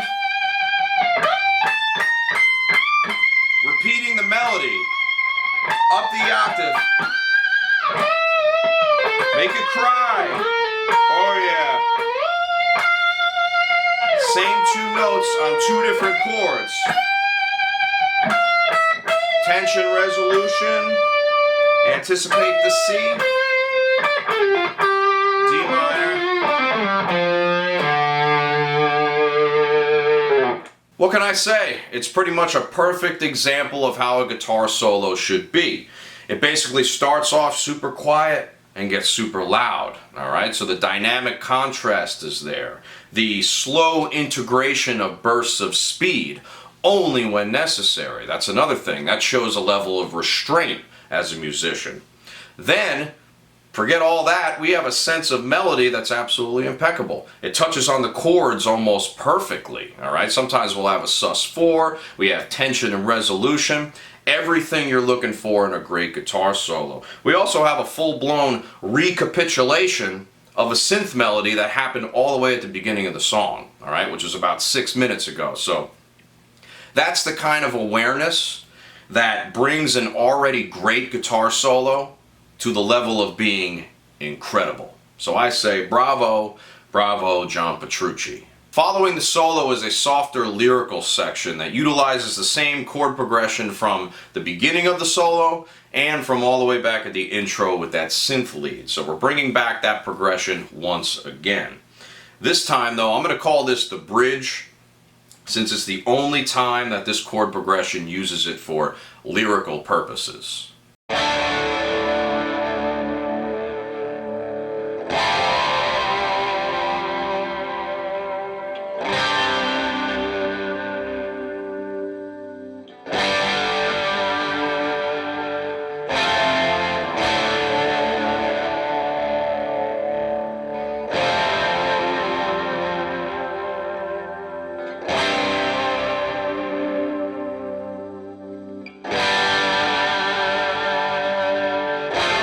The guitar is slightly driven, but it does kind of have a cleaner sound to it, so think of a slightly driven clean tone to get you through this. The voicings are nearly identical, but there's a couple stylistic changes we have to make, and you'll see some of them as I play it. So here's that D sus2, whammy bar, right? Vibrato. Then here, for this F chord, you're going to use the whammy bar as well, but you're going to put your thumb down on the bottom there so you can get the pinky up on that one. Not the pinky, the pointer. Sorry, the pointer is not the pinky. The pinky is not the pointer. No way am I going to do an Elmer Fudd Monoimer. Here we go. Just those 5 strings, and then we're on the C sus2, more whammy bar, and then right on that last 2 beats, you go right onto the F, rinse and repeat, and we got everything in a beautiful C of James Labrie copying me into the stream of consciousness. Fabricating Demons, Supper with Aliens, these guys are getting a little bit weird for me right now, or maybe they're onto something. I don't know. Let's move on before things get too crazy.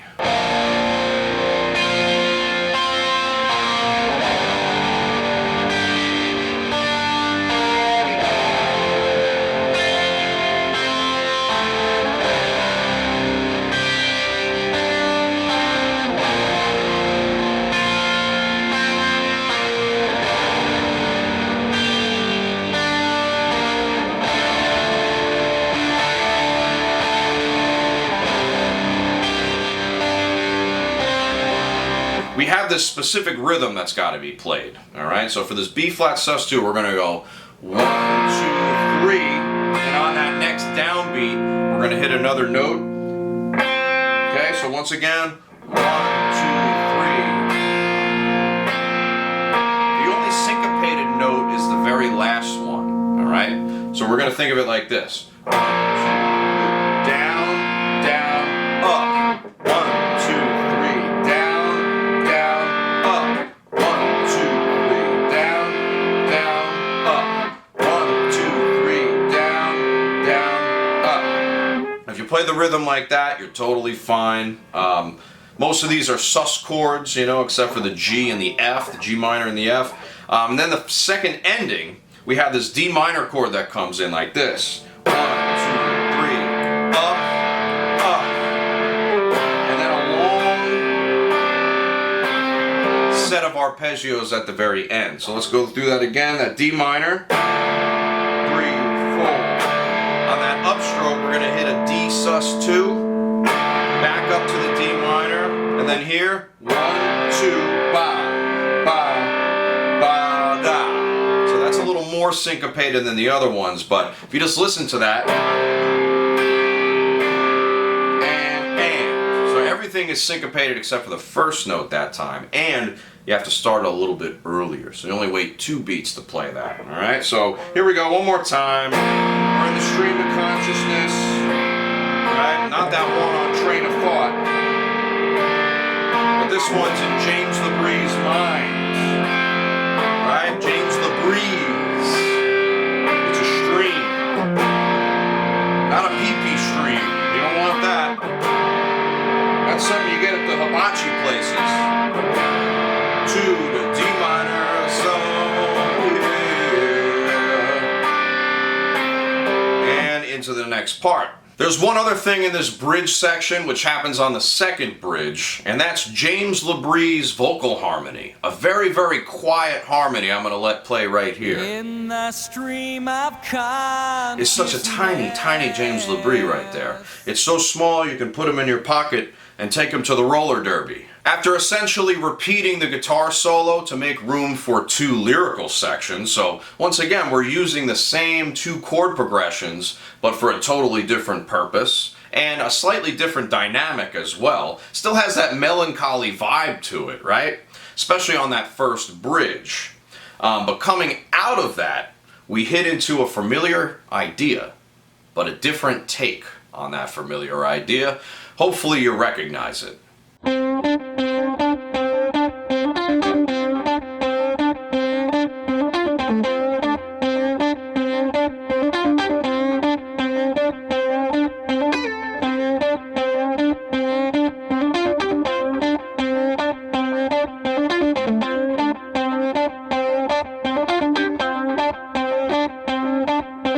This is a return to the main riff that we've seen earlier in the song, but we're playing it on the clean channel this time, and with some different arrangements around it as well.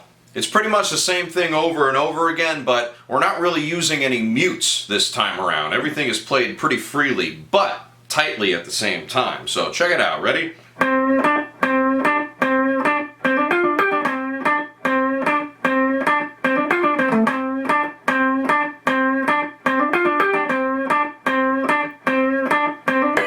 That's the first ending, right? So that's one of the main variations at play, and essentially what you're doing is just repeating this ostinato riff. Ostinato just means a repetitive idea that just goes all around. And basically, it's creating a pedal, sort of an upper pedal riff. And you're basically playing the same notes that you were playing before, but with more hammer-ons, I would say. So we do the same thing with the bend, 10th fret, barely a half bend, maybe like a quarter bend, right into this 12th fret. All right, so that's flat 7 and 1. And you do that 3 times. The same syncopation as before. Down, up, down. And then, once you get through that, you're in a measure of 6/4. All right, and you keep repeating that until you get to that first ending, right? Now that variation is basically a Dorian idea. So we're taking that B natural back again. But this is like super funky, all right? So that's the rhythm right there. So, all right, so you basically go forward, you slide, and then you hit both of them and slide back down with the two notes ringing out, just like that. You know, it's basically funk 101, all right? Now that just keeps on moving and repeating itself, and you know, after you do that for the next time, the final ending goes like this. Alright, so a nice little bit of vibrato at the end there, and we're pretty much good to go on this section. Now the guitar is easy enough, but the other instruments do things that make it a little more interesting. The first thing is in the bass.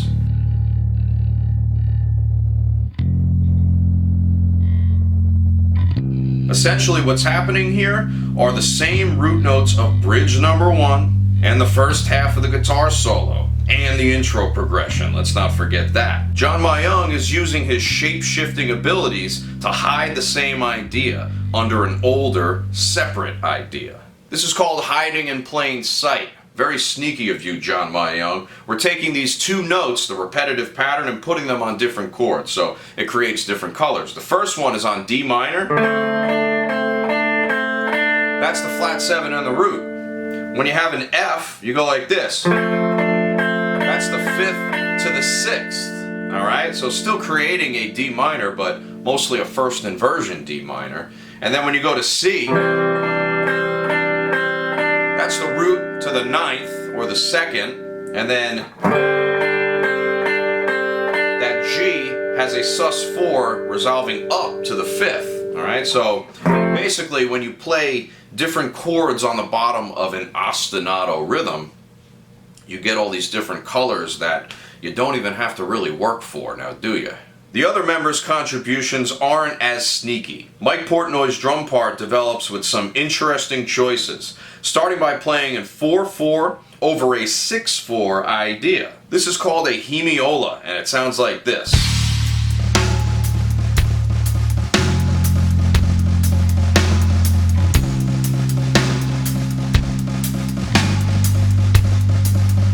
Notice how the bass changes with the 6/4 rhythm, while the drums flip the groove over, making it a different time signature. It gives it a real feeling of flipping upside down and eating dinner on the ceiling. Let's also not forget about these insane ghost notes either. Too many to count, but I had to point them out. Mike Portnoy then develops this idea by continuing to play in 4/4, but adding some syncopation. Essentially what's happening with this idea is Mike Portnoy is playing a 3-bar phrase in 4/4.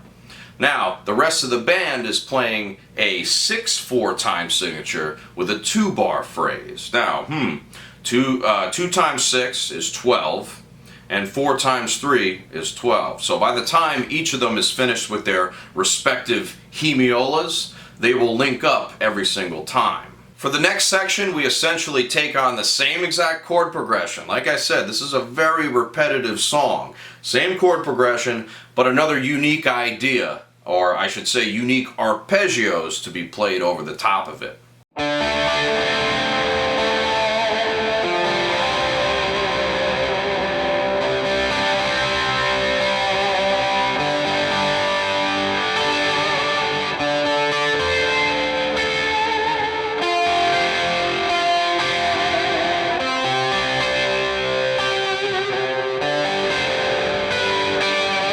So like I said, completely different arpeggio shapes, but the same chord progression. Let's check that out. Ready? We have this D7 without the third, F sus2,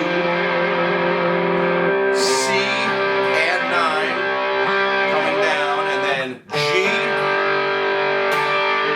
Basically G sus2 or G add 9 on the top, whichever way you want to call it. I think it's more of a 9th. Because of that long spread between the G and the A, right? We then take this entire thing up the octave. It's basically all the same chords, right? See that? We're at the 10th fret, and then the 8th fret, D7. Then we hit this one. Alright, so that's a little more simplistic, but we have a little bit of embellishment at the end. Okay, and then we hit the C sus2. Okay, right over there. 10th and 12th, 13th, and then the 10th. Okay, so all these should be seen as blocks, alright? We have 4 notes that we need to contend with. Just block them as chords for the most part. You know, sometimes for the like the D7 we can't do that, but for the C we can. And also for the F as well. And then this last one, this G, that one's a little bit different. We're basically doing a G sus4 at the 12th, 13th, immediately resolving it. So we're basically on 12th and 12th, and then the pinky is going to hit the 15th of the B and the E at the same time. Watch.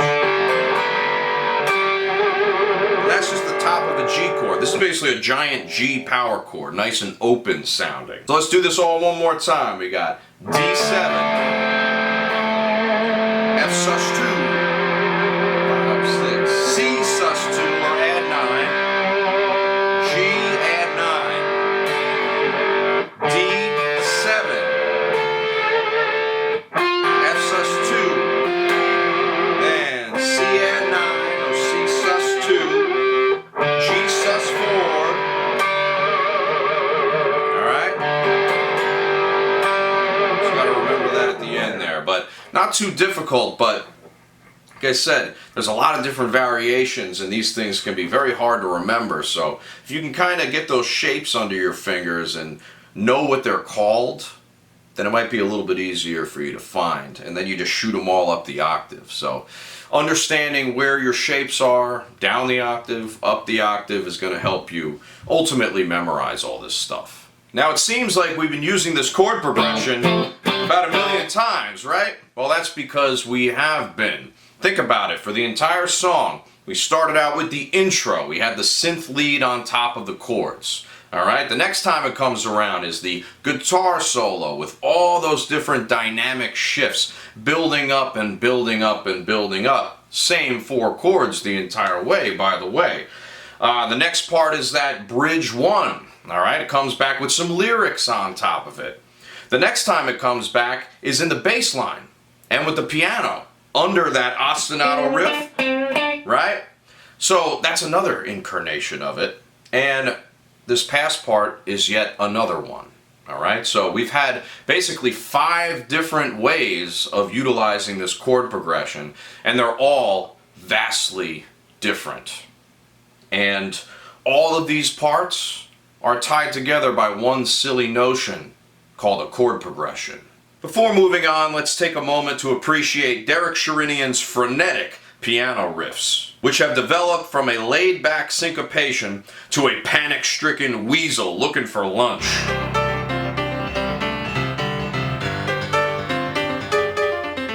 Just absolute madness, and he plays a blues lick at the end as if he never did anything crazy to begin with. The nerve of this guy. After that section, we finally come back into the main riff, but there's still plenty of variations to be had here. Dream Theater is known to throw curveballs, and they don't disappoint once again.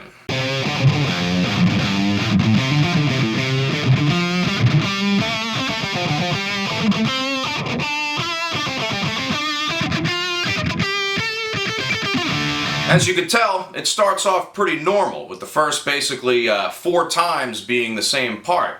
And then we go off into Dream Theater land. Since we've gone through that original riff, I'm just going to show you all the variations that happen afterwards, alright? So these are basically all based on the same idea of this D minor pentatonic, but there's some colorful notes in there as well. But yeah, we're basically going through different versions or different orders of the same notes. Check it out, ready? We're going like this.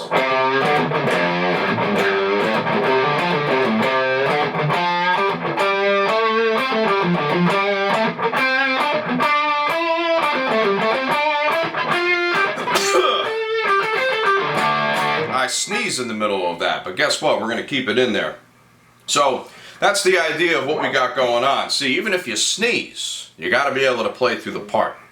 That's how well we got to get through this here. So let's take a look at these individual sections here. Let's start with the first one. We're starting with 3-5 on the A, 1-3, 3-5. Now that's sort of the reverse of what we saw in the pre-chorus section earlier. So we're basically mutating this in every possible way. And of course have those 16th notes in between. Now that one is familiar. We've seen that before. We hammer in from 3 to 5, and basically you want to make sure you're landing basically on a downbeat each time here, so. Except that one. When you come back into the next one, you're probably going to have to do an upstroke and then a downstroke. So I completely lied on that last part. I'm very sorry. Check it out. Ready? Down, down, down. Up, down, down. Now this one, we got to keep going upward. Now here we're at 3, 5, 3, 5, 5, 7. We're just going right through the D minor pentatonic, right? And then there you got to do more alternate picking, all right? So no hammer-ons or pull-offs are going to save you here, right? One more time. And we also have some longer notes to contend with as well, all right? That 5th to 7th, we got to make sure we're hitting longer notes. That's it. Same thing when we come up there. 5, 7, 5, 7, long 7, 9. Now, the cool thing about this note is that it's a 9th, all right? It's on the 9th fret, and it's also the 9th of the D, all right? So that's pretty cool. It's almost like we're playing an A minor thing now, but trust me, we're still in D minor. We're not going to have an E in there. We're going to have an F. Watch. All right, so that's how that one works. Watch that again. 5, 7, 7, 9, da, da, da, da, da. And you got to do all alternate picking there as well. Then we move on here. Ready? Root to 9th. That's the flatted 3rd. Okay, that's that F again, so that means we're in D minor. All right, going to the 4th, and then that's the 4th going to the 5th, and then right into that beefy power chord, all right? So let's just play from the halfway point. Watch. 5, 7, 5, 7, 5, 7, 9. The next section of the song features more instrumental performances, this time based around the setup riff that we saw way earlier, this one. Right? But this time we have some fills that happen in between, more call and responses, and some very interesting rhythmic ideas as well. Not just rhythmic ideas, harmonic ideas too. Some weird voicings coming through here.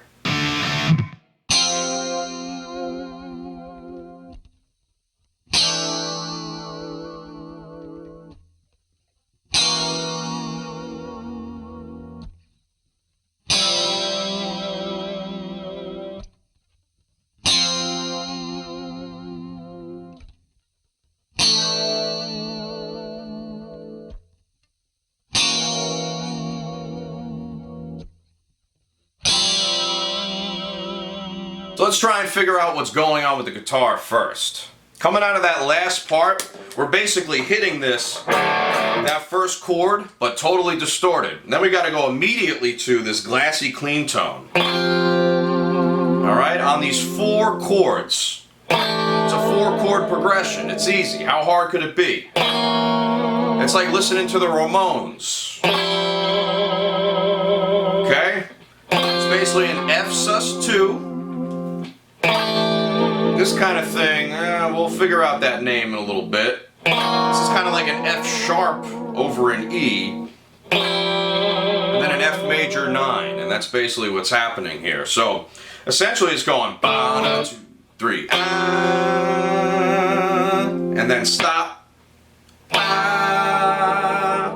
4, stop, 3. It's basically on beat 3 every single time we go through this call and responses. That's basically what's happening here. After beat 3, we're just letting that ring out. Now, all of this happens technically on top of a D, right? But I'm gonna just kind of give you the rundown of the chord shapes as how they would look on the guitar. All right, so this F sus2 basically F, C, F, G. Alright, so 1, 5, 1, 2. Alright, then we hit this. Now, if this is kind of like a, I don't know, let's say that this is an E chord. It would be like an E minor 7 with a sus4, right? Oh, almost missed the whammy bar there, actually. I did.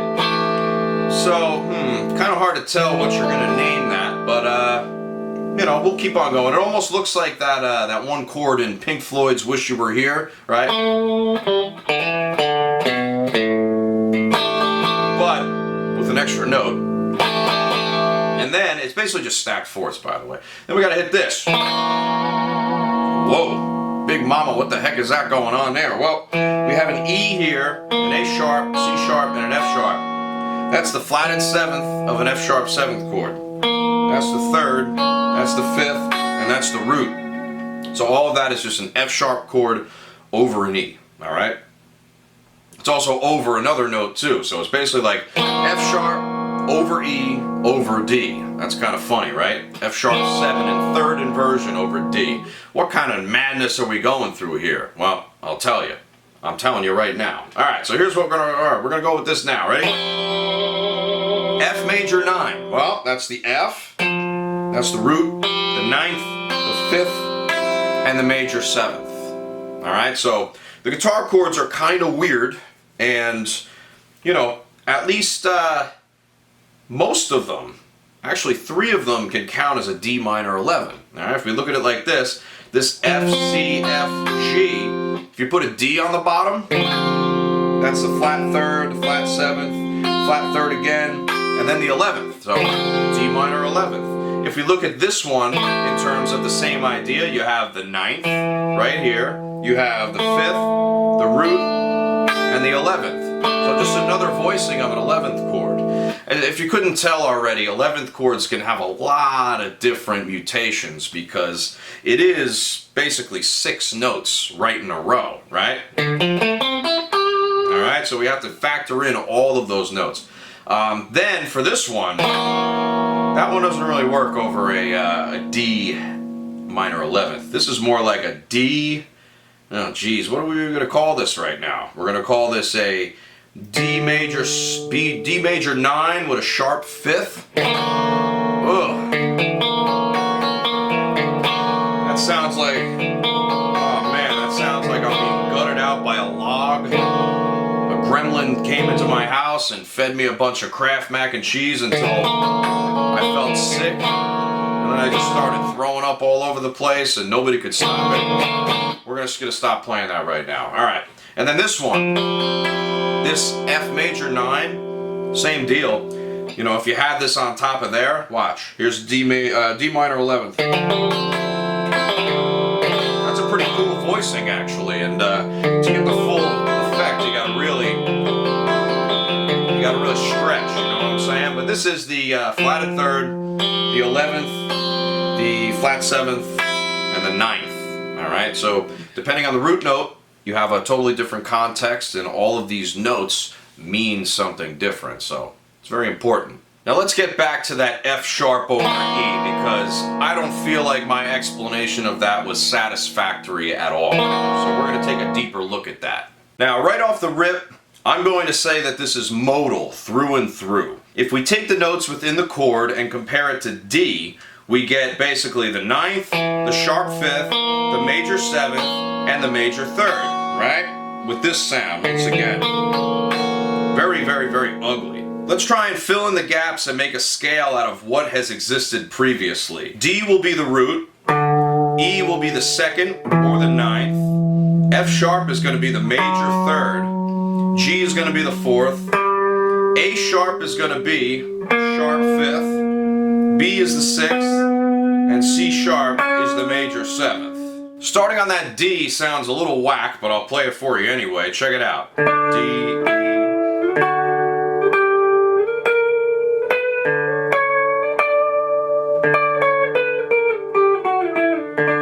Doesn't really sound like a major mode. Well, let's keep thinking about this a little bit more. Okay, let's change our starting point of this scale to a B instead. So now everything will relate to B instead of D. So now we have B as the root, C sharp as the 2, D as the flat 3rd, E as the 4th, F sharp as the 5th, G as the flat 6th, and A sharp as the major 7th, resolving up to the root. That sounds kind of familiar. This is what we would call the B harmonic minor scale. Right? And that's exactly where this F sharp chord would come from. Alright, so we're basically taking the parallel major to D minor, which is D major, and taking the relative minor, sharping the 7th, and creating a harmonic minor scale. Alright, and this F sharp is the 5 chord. Alright, so a very common usage, and it's actually what defines the meaning of harmonic minor. That F sharp being a major 5 directly utilizes that A sharp to be resolved right back to B. So a very, very nice sound and very, very sneaky in this context.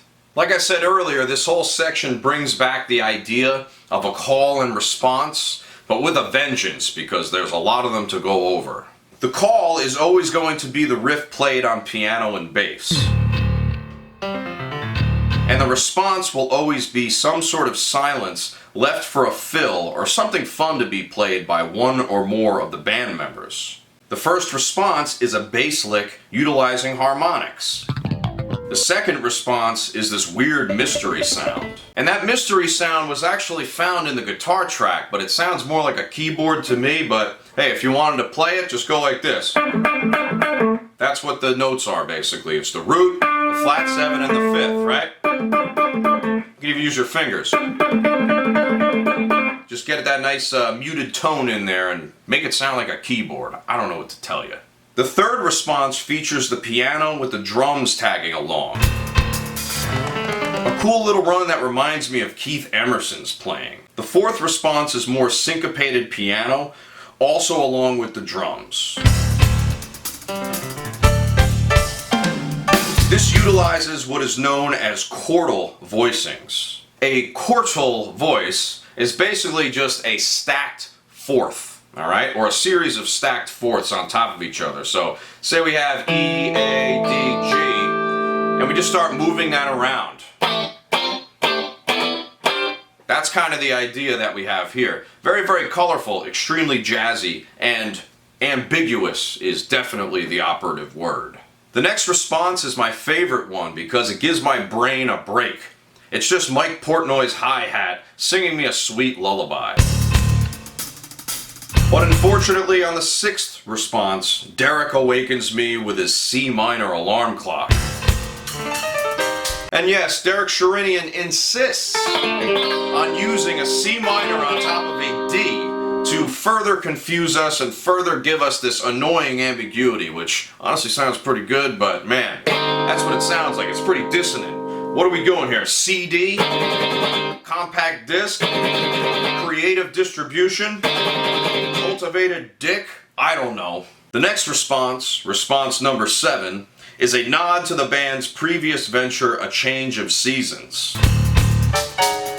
It's basically a play on the 11th chord idea, and in A Change of Seasons we have this. Right? Remember that?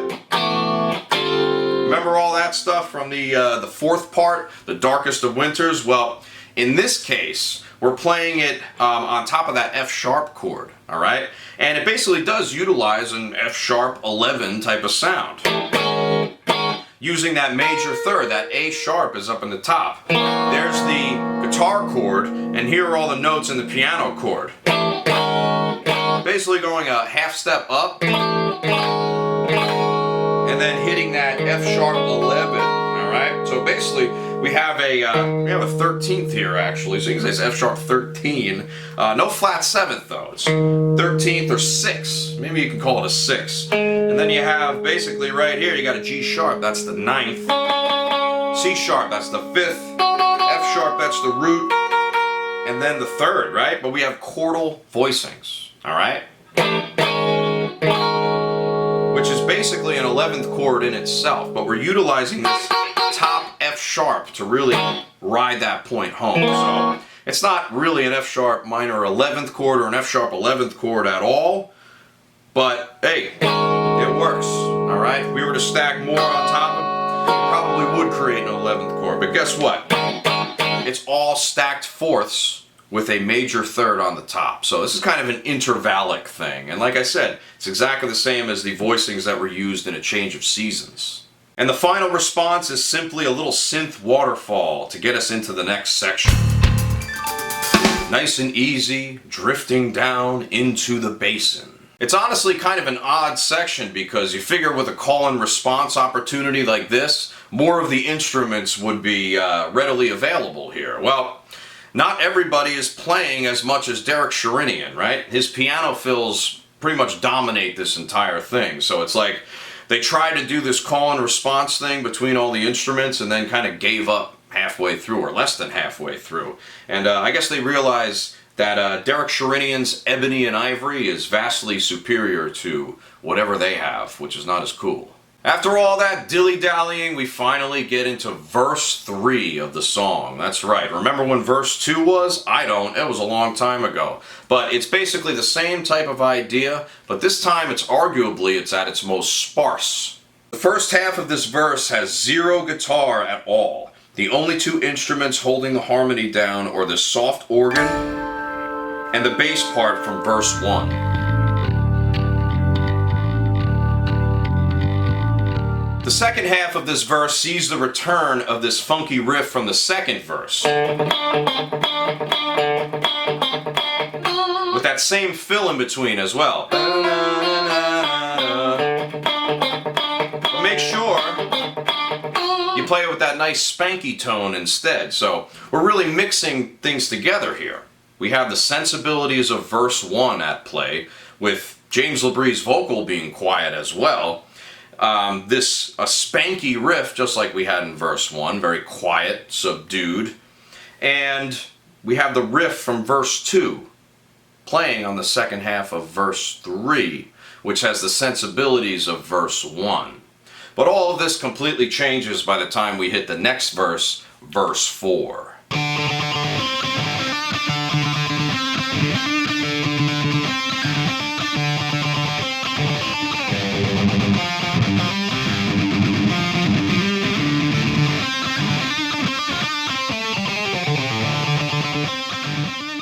Verse 4 brings in yet another set of unique riffs to complete the form. D, 3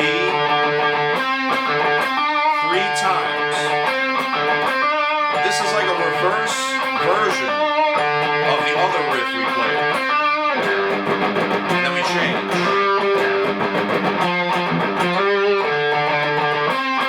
Then we have this fill. That's just a way of getting through that measure, a nice syncopated little blues run. Check out those notes there. And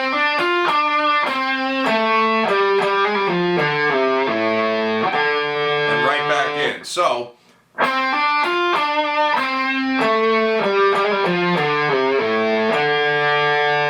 straight through those 16th notes. Basically, you want to know where your downbeats are, right? All those are basically syncopated except for the first note. Watch. And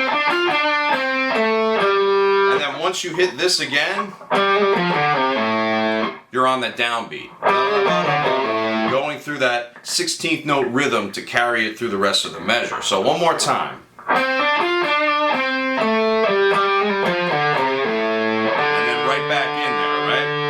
So once again, just more D minor blues, but just variations out the wazoo. That's what Dream Theater does. They just give us variations upon variations upon variations, and they never stop until, 12 minutes is up. All right, so that's just what we got to deal with. The very last time through, the last ending is like this. That's basically just like what we've been seeing during this. It's the exact same thing, but this time it's in the verse. We never saw the main riff of the verse until now, or we never saw the main riff in the verse until now. So very interesting that this is where we decide to put that. And this also brings us into what is not anymore the pre-chorus. It's actually the chorus section, the final chorus section of the song, which is pretty interesting. And that very final lick, this one, is also accompanied by a lower octave like this. So make sure that you put that in there to really sweeten it up. The vocals also change dynamics again, which brings me into this segment. James Labrie across all 4 verses. As the song progresses, the vocals increase and decrease in dynamics depending on what part of the song we are on. Verse 1 is quiet and melancholy. Sometimes for a moment of bliss. Verse 2 is much higher and louder. Sometimes if you're perfectly still. Showing off his chops a bit more, of course. Verse 3 comes back down to the intensity of verse 1, or lack of, I should say. Sometimes in the wreckage of our wake. And verse 4 kind of does its own version of the intensity of verse 2. Sometimes I feel from sinless sighs. It's kind of a game of ping pong with the dynamics here, or a game of ping pong with James Labrie, the Korean world champion. The final verse riff transitions right into the chorus section, bypassing the pre-chorus. We bypass Dug Pinnink, sweeping us away with the tide. I cannot believe we're bypassing Dug Pinnink. How dare you? Never bypass Dug Pinnink. He's my favorite human being on the planet, and if you don't like it, well, you can go kick rocks. But guess what? I know I've been calling him Dig Dug, right? Dig Dug is an old Atari game that is long forgotten about. And I also lied about Dig Dug Pinnink not being around anymore, because guess what? He is going to be singing on this last chorus anyway, and boy, does he shoot us up to the moon. It's pretty much business as usual on chorus 3 until we get to Dug Pinnink's part. Swept away with the tide. His first variation riffs a little bit higher than the previous ones, but the next one goes even harder. Crown of thorns at my side. Thorns in my side. Alright, we get it, Dig Dug. You can sing really, really well. There's also a change that comes along with James Labrie's final lines as well. Drawing lines in the sand. It seems as if Dug Pinnink was inspiring him to make his last performance really count. Decided to try out the stratosphere method. Here James goes up significantly higher than usual as a way of wrapping up the last chorus. There's also a guitar variation that happens just like in chorus 2. It happens at the exact same part, right on this G chord, but here you get to have a little bit of fun with those harmonics. They're very spastic, weasel-like harmonics like this. You basically just go up and down the fretboard with natural harmonics on the G string. So check it out one more time.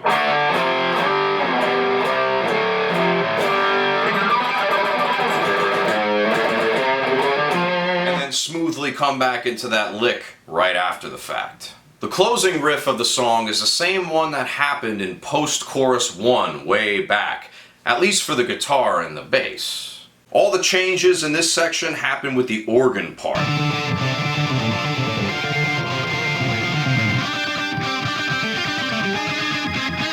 This first bit plays an ascending chord line going from D5, F5, G5 to A flat 5. A very bluesy approach, and it embraces the dissonance that occurs naturally within that environment, the flatted 5. The organ then continues by descending downward on this cool line that uses very specific notes in the scale. I'll hit a root note D and then play the notes as they descend. We got a D as the root, then D up as another root, a high root, C as the flat 7, B natural as the natural 6, B flat, A flat, which is the blues, G, and then F. So we're basically using a descending line to go all the way from the high root to the flat 3rd. A very colorful variation that only exists on this last time around. And damn indeed, Thanks everybody for coming along this journey. Lines in the Sane by Dream Theater. What else can I say about this track? 12 minutes of just rip-roaring repetitions, but creative repetitions. One of the best guitar solos in the world. Great melodies, excellent sensibilities from everybody in the band. Really fun as well. As are a lot of things on Falling Into Infinity. It's just a very fun album to go through.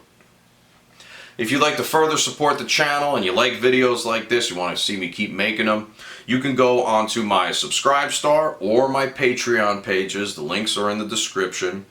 You can also leave a tip on my PayPal tip jar. You can leave me however much money you want. On my Patreon and Subscribestar, I have different tiers, and depending on what you give me every month, you get different things, alright? One of which is the RomanOva Guitar Gym, which is an exclusive series of basically hand-picked exercises and concepts and, you know, all that good stuff just for you. If you're looking to really take your playing to the next level, that's what you're going to have to go for. You also get to influence those videos as well, because you could talk to me directly. Say, hey, Mike, I want to see you do something on this, blah, blah, blah. I will do that, alright? Other than that, just subscribe to the channel, like and comment on the video, do all that good stuff, and please, stay cool, and stay focused, because we have a lot more songs to get through on this album. We're a little more than halfway through, but we still got some more stuff that we need to cover, alright? The next song is going to be a little bit of a break, sort of, but still, just as much fun, and yeah, hopefully you enjoyed this, and I will see you on the next one.